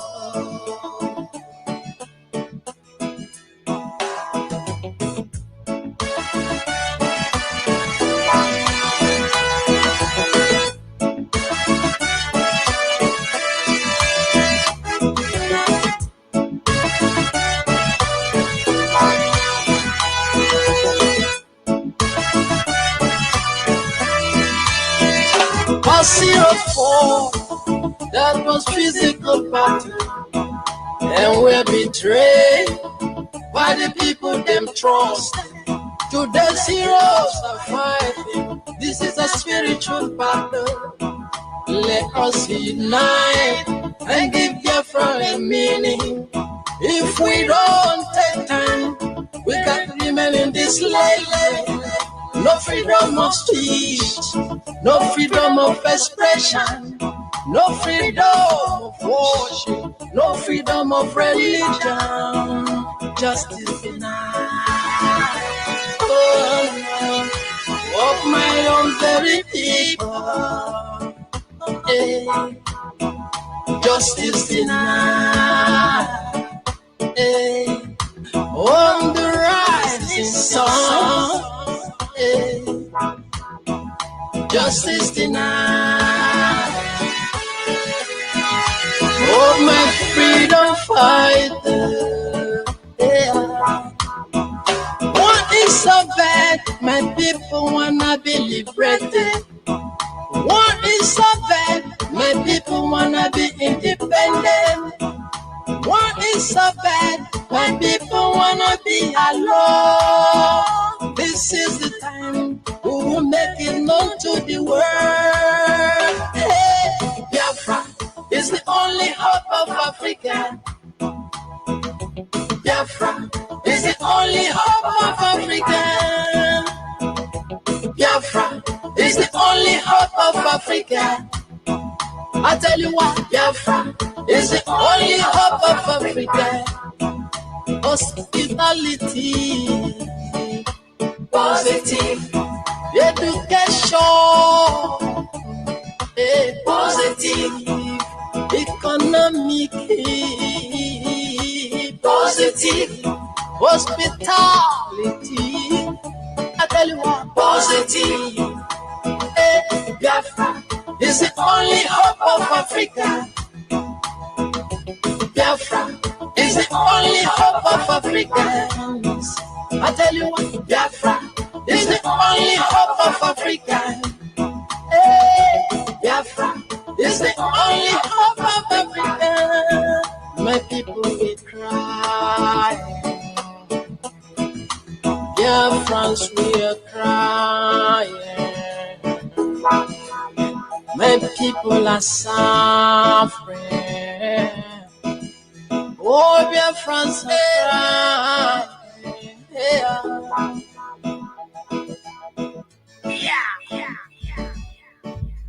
Truer words were never spoken. The less you associate with some people, the more your life will improve. Anytime you tolerate mediocrity in others, it increases your mediocrity. An important attribute in successful people is their impatience with negative thinking and negative acting people. As you grow, your associates will change. Some of your friends will not want you to go on. They will want you to stay where they are. Friends that don't help you climb will want you to crawl. Your friends will stretch your vision or choke your dream.